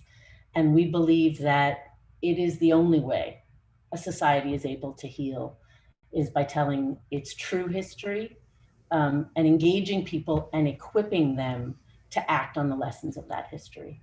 Thank you so much for including me today in this. Thank you, Jill. For our next presenter, I'll go back to introducing in Spanish. Voy a presentar a Rayen Gutiérrez Cortés, quien es encargada de Relaciones Internacionales del Museo de la Memoria y los Derechos Humanos en Santiago de Chile, uno de los museos de memorias más interesantes en la región y de verdad en el mundo. Rayen, gracias por estar aquí. Muchas gracias por la invitación. Me gustaría comenzar agradeciendo también a los testimoniantes y sobrevivientes aquí presentes que han compartido con gran coraje sus memorias en la casa Nyayo. Al igual que comentaba quizás Alejandra Naftal desde Argentina, el Museo de la Memoria y los Derechos Humanos en Chile es un museo nacional que en este caso se levanta y se crea en respuesta a las recomendaciones de las comisiones de verdad en Chile, como un espacio de reparación simbólica para las víctimas, dedicado a las víctimas de la dictadura cívico-militar en Chile que ocurrió entre 1973 y 1990. Este museo ya tenemos 11 años de trayectoria. Dicho esto, con 11 años de trayectoria hemos podido reconocer la importancia de la existencia de espacios de memoria en los procesos de reparación, de verdad y justicia. Queríamos compartir que creemos que en esta labor que tienen los museos y sitios de memoria es fundamental los testimonios de las víctimas aquí presentados. Y que las memorias de las mujeres, hombres y niños que acá escuchamos puedan ser recogidas y visibilizadas para dignificar a las víctimas.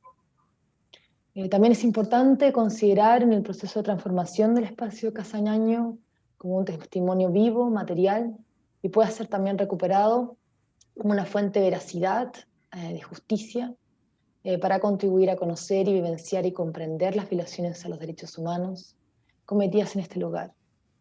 Al igual que el Museo de la Memoria, dar visibilidad a las atrocidades que han sido silenciadas durante décadas. Un espacio esencial, creemos, que es para recuperar, para el deber de recordar que tiene el Estado y el derecho a la memoria que nos compete a todos y todas los ciudadanos. Tenemos la convicción que mediante la existencia de este lugar, al igual como lo ha sido la existencia del Museo de la Memoria, estaremos promoviendo que las sociedades puedan apropiarse de estas verdades y transformarlas en espacios en que se reivindique el nunca más la defensa de los derechos humanos. Reconocemos con certeza, por nuestra experiencia y la compartida por cientos de instituciones también aquí presentes y que hemos tenido la oportunidad de escuchar, y otros sitios de conciencia alrededor del mundo, que los espacios de memoria en este sentido están al servicio de educar, contribuyendo a un diálogo intra e intergeneracional en el presente y hacia el futuro, donde puedan las distintas experiencias del pasado ponerse en diálogo con las experiencias del presente, que son claves para el desarrollo de una sociedad más justa. Por último, como Museo de la Memoria y los Derechos Humanos en Chile, Apoyamos toda iniciativa de memoria que busque crear espacio de diálogo, reflexión y creación en torno al rescate de las memorias y en promoción de los derechos humanos abiertos a todas las comunidades. Por estas razones, cuenten con nuestro apoyo y nos comprometemos desde ya a apoyar la transformación y creación de la Casa Nyayo de Kenia en un lugar de memoria. Muchas gracias por la invitación y esperamos continuar estos diálogos y una conversación con todo el equipo que estará detrás, y las organizaciones y víctimas y familiares que estarán detrás de la creación de la Casa Nyayo de Kenia. Muchas gracias. Muchas gracias, Ryan. Gracias por estar aquí.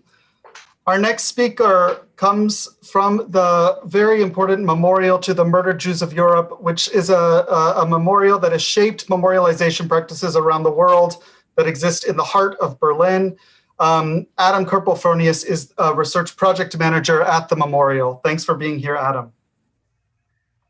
Thank you for inviting me, and thank you for having me. It is a very, very inspiring and moving event, and very moving to hear all these stories from Nyayo House and the torture chamber. And I wish you all the luck you can have.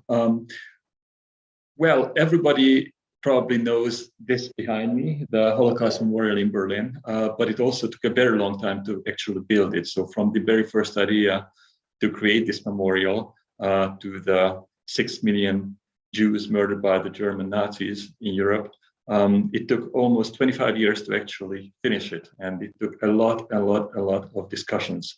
And many people have said that actually discussions which took place in the 1990s and until 2005 were maybe even more interesting than the memorial itself. That's of course a bit of an overstatement, but it shows that the most important thing if you are creating memorials is not only to have a memorial is a visible sign that you are taking responsibility or trying to educate people, but it's also a sign that a society is trying to come to terms with its past.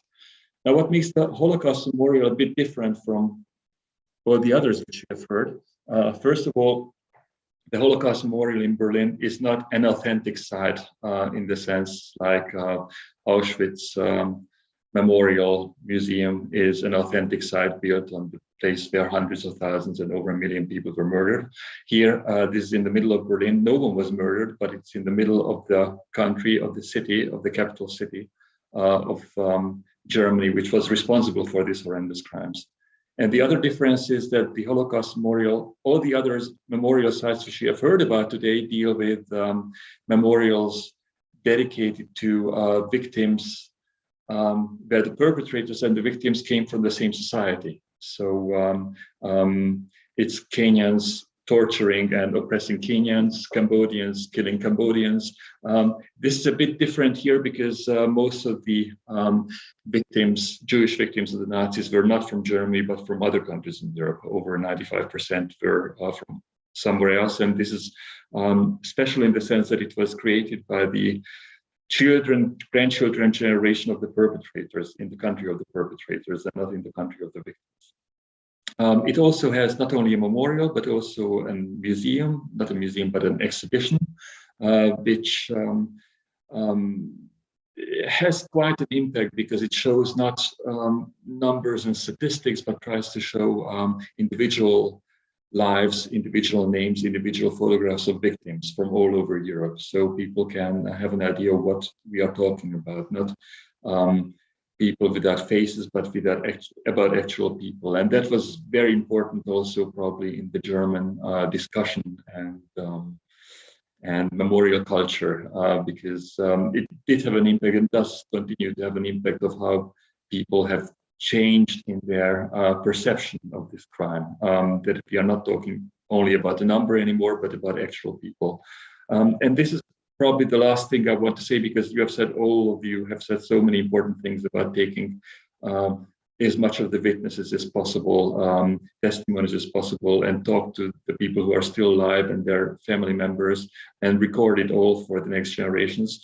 One very important is to say that this is not a straight line memory. This is something which every generation has to come to terms with the past of the country and of a nation or a society. And it can change. It's not a straight line. Germany is politically now in more dire waters than it was maybe 10, 15 years ago. Populism is on the rise everywhere in Europe.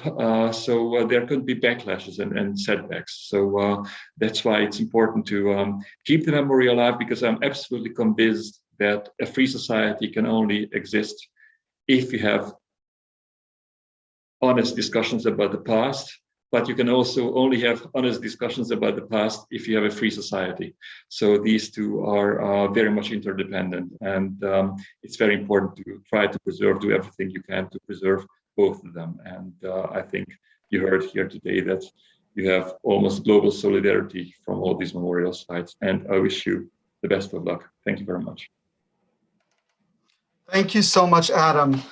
We were going to end this section by hearing from Honoré Gatera, who is the memorial manager at the Kigali Genocide Memorial in Rwanda. Unfortunately, it looks like his internet connection has failed, so we won't be able to end with him. But I want to take a moment to thank all of you who have spoken. It's really incredible to see. We had speakers from every continent of the world except Antarctica. And it's amazing to see the global support for Nyayo House becoming an institution, a site of memory, and also exciting to think about the possible collaborations that could happen in the future between all of these sites of memory. So thank you so much for being here and for your words of support. Now I'm going to turn things back over to Jackie to offer a response.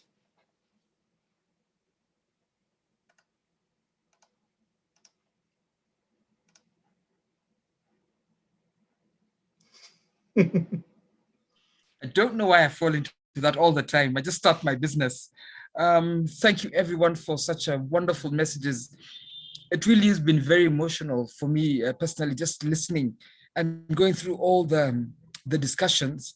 And I say this with a lot of emotion because especially Chile and Argentina, our work on sexual violence and reparations, we have been inspired by many of the women and many of the stories that have come from those areas, and we've gotten inspiration and many of the things that we need to do. And where reparations is a foreign concept in Kenya, especially reparations for sexual violence, they have continued to be such an inspiration, and actually to see them, real life people who are undertaking the work of preserving these memories is really just mind-blowing. But I take from all the colleagues, I cannot put into words what everyone has said, such poignant points from the inspiration of women's solidarity, from the recognition and recognizing the wrong. It's the start of all processes. Recognizing the wrong is the beginning of all the processes, and that's the ultimate connection to the human rights abuse. And then another colleague talked about the story of speaking up, countering every wrong. That's where memory lies, and the story of speaking up. And furthermore, about carrying on the stories through intergenerational dialogues and the potential for partnerships. I cannot go without talking about the advancing what memorializing the Nyayo House torture chambers will be. This note, I wrote it down specifically. It will be a museum of conscience to advance human rights. That speaks so clearly to what it is that we want to do, that it speaks to human rights, it's advancing human rights, and it's a never again moment once again. Finally, one of the participants has written in the chat box that forgiveness alone doesn't exonerate the perpetrator, but liberates the victim. It liberates the victim. And indeed, the start of working on this work of Nyayo House is actually going to be a very liberating process. From the Nelson Mandela Foundation, that it inspired our TJRC, which actually brought us, which helped me to work with many of the women who were sexually violated, and learning from them was also a wonderful experience. And I tell you, just seeing the people, the live people, I don't know, flesh and blood, can I say that, Kerry? Flesh and blood people, it makes it just that much more richer, and the solidarity in which you have shown us makes it just that much more real and that just much more tangible. The Cambodia gentleman, forgive me, says that when history is hidden, a nation is unable to heal. That when history is hidden, a nation is unable to heal. So history must be spoken at, and Jill talked about the continuity of grave conversations. grave conversations will help us talk about the hidden history that will bring us healing everywhere. So what also has come out, the last thing is about the testimonies and documentation are the live testimonies of truth and justice. Testimonies and documentation and live testimonies are the source of truth and justice. So it is imperative that we continue to document. It is imperative that we continue to seek out truth, that those that are still living, the history from the families, the history from their remaining survivors are a testimony of justice and truth. I cannot add anymore, but my last words are from a colleague who has said that it's not a straight line. It's simply just not a straight line. But the most important thing for us is to keep the memories alive, because honest discussions start from a free society. And we hope that the Nyayo House, together with all the solidarity you have shown, all the commitments, all the friendliness that you have shown us, indeed will help us straighten this line. I thank you all. May I hand it now over to Paddy once again. Thank you all for facilitators and the international partners. You have really shown solidarity with us. You have really encouraged us, really shown us the way. Have also screwed our heads on right and told us that it's just not a straight line, that it will be challenging, but if we keep the memory alive, we will achieve for the future generations. Thank you all very much. Thank you, Jackie. Thank you for the summary. Kerry, I can see one of the people who was supposed to share has come. I don't know, there were issues with her from Joku Wamai is in the house. I don't know how we treat that. Maybe 2 minutes for her now that she's here. Sure. Yes. Let's please hear from Wamai for 2 minutes and then go into our closing.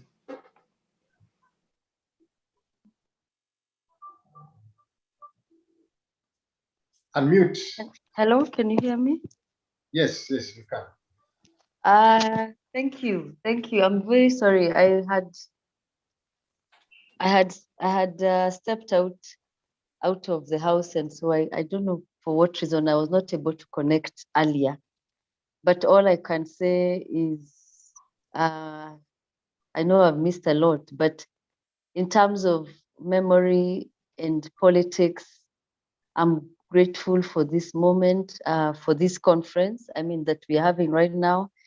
And just to acknowledge the work I think that many of you have done, like Paddy, Washira, Jacqueline, that has been ongoing, and it's good. And for those of us whose families went through torture, like my uncle Wangondu Kariuki, we really, really appreciate.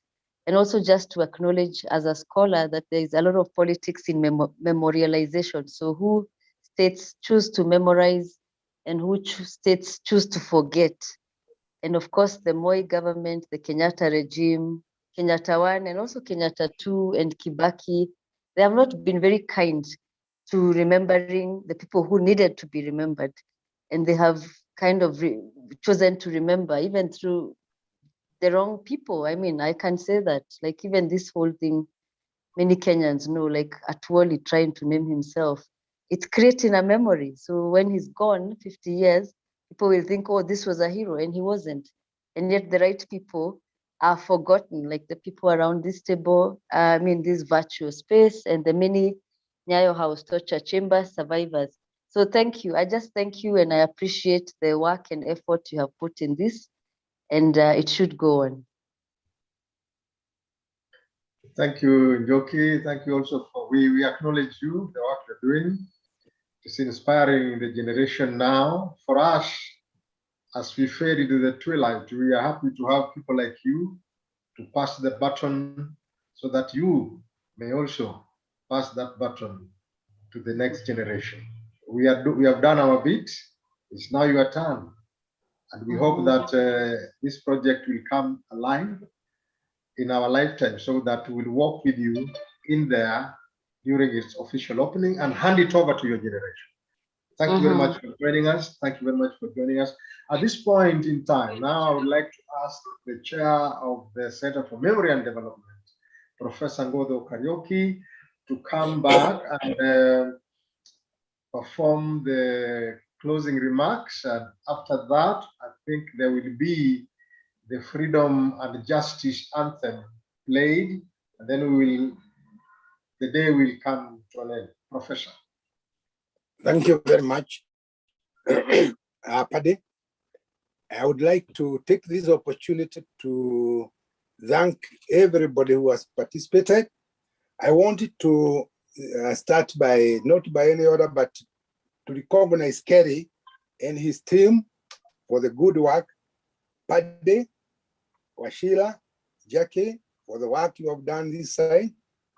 I also want to thank our CS, Mohammed, and the PS who represented her. And they say, thank you very much for that. I want to recognize the participants. Oduo, we were together, I know you well. Mokaro family, I hope you can remember when I met you at Blue Post, when you were coming from the court. And Mokaro lived with us. We were together in Manyani. We were together in Nairobi University. Later on, we came to bury him. Then there was Gadito. Mrs. Gadito came. We lived with Gadito in Manyani also. And we used to enjoy our life in detention in spite of the hardships. I have mentioned that in my other book, which is coming out other than about the Nyayo, about the detention. I would also want to recognize when, as they spoke, something came to me. Widows of living husband. I had to call on my wife to sit here and here, but she wasn't. I didn't manage to call before they finished. They talked about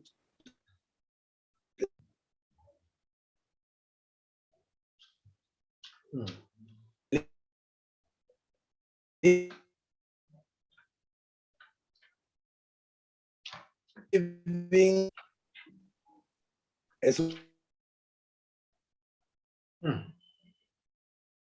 widows when they are in prison. The children have to, it may not look, we recognize that. We have other brothers and sisters who went to countries which were represented, and we have the more they are mentioned. We have Cambodia, US, in Georgia. We have Canada. We have the Rwanda. We have those other South Africa. All those countries which came and to represent us. Please feel that we have accepted your invitation for us to be part of you. And we also want to take this opportunity to state that we don't want to die before we do some element of memorial. And I think Pandey, like I said, you remember when we were in State House buildings, we promised each other that we shall write. And unfortunately, Moi died before he got our material, but we have to do that. We also wanted to say that this has been an important occasion. In actual fact, then we can even see some of the advantages of Corona is that we have been able to conduct this meeting when we are in our own places and very far away, whereas we were always used to flying out. We want to recognize that theme of orphans, and we shall ask our young children who are there, who were born and who are suffering without us, to be able to participate in a future program, like when we can have orphans of living parents and widows of living husbands. We have been told about the funding, the psychological pleasure, the pleasures, the opposition by some people who are still alive, but who are part of the enemy. And we cannot actually forget that in Kenya, there has been a bit of reluctance to support this, much as documents have been written. And we shall want also to recognize that In the old days, judiciary used to be where you would be taken at night and you would be jailed for years. We would want judiciary to be independent.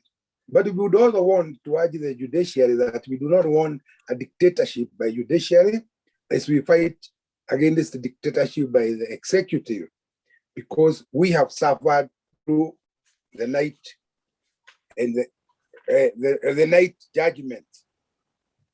With those remarks, I would like to state that we are very happy as we go back to our own places, as we remain. Those who remain, we have had our challenge. Pade, Washila, Yake, we have been told how to deal with it. And we shall have to see a method of doing our own internal padding. Padding can be in form of volunteering to do 5 hours a day, another one 5 hours a day, until we achieve this for our future generation. Thank you very much, and go well and feel that it was a job well done. Thank you. Thank you very much, Professor. I think we come to a close at this place, and we will end by having our solidarity anthem. I hope Kerry is ready. This is a freedom and justice anthem that we used in this struggle to make Kenya a better place to live in, and also to expand the democratic space, but which was criminalized. That kind of legitimate dissent was criminalized, leading to our experience at the Nyayo House. Now, after this, we will be having a small stakeholders meeting session, which is ought to have started actually at 18:30, but we have overshot for a good reason. Kerry, could we have for a moment the solidarity anthem? Once that is played, we'll transit to the stakeholders forum. Thank you, Kerry.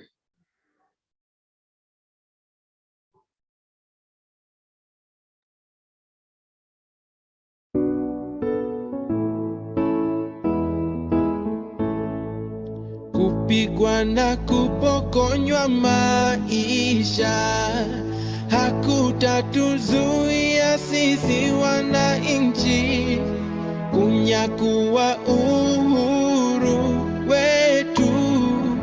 Haki ya jasho letu, haki ya jasho letu. Tumekataa kupiga magoti mbele ya hawa wauaji. Bila shaka pia si ni watu, hali ya utumwa tumekataa, hali ya utumwa tumekataa. Tutanyakua mashamba yetu, tupiganie uhuru wetu, tuikomboe elimu yetu, utamaduni na viwanda vyetu, utamaduni na viwanda vyetu. Sisi hatutaki kudhulumiwa, hatutaki tena mauaji, ili kupe tuliangushe, haki na uhuru zichanue, haki na uhuru zichanue, uhuru wetu wa Kenya. But I think there's another underlying reason that has undermined the global fight against poverty. That's violence and lack of compassion for fellow human beings. Nataka ile tribe ndogo tukue kama wale wengi. Kenya naweza kuona ni Kenya enye politician hatatumia vijana kuhavizwe, atatumia vijana kucreate way. Sisi kama walemavu tupate yale ambayo wengine wanapata. Kenya enye vijana hawaangushwi, victimized. Kenya, we want such a country. We want a country where there is respect for the rule of law, and there is the trust that when a child is born, we'll have a full life, which is full of dignity.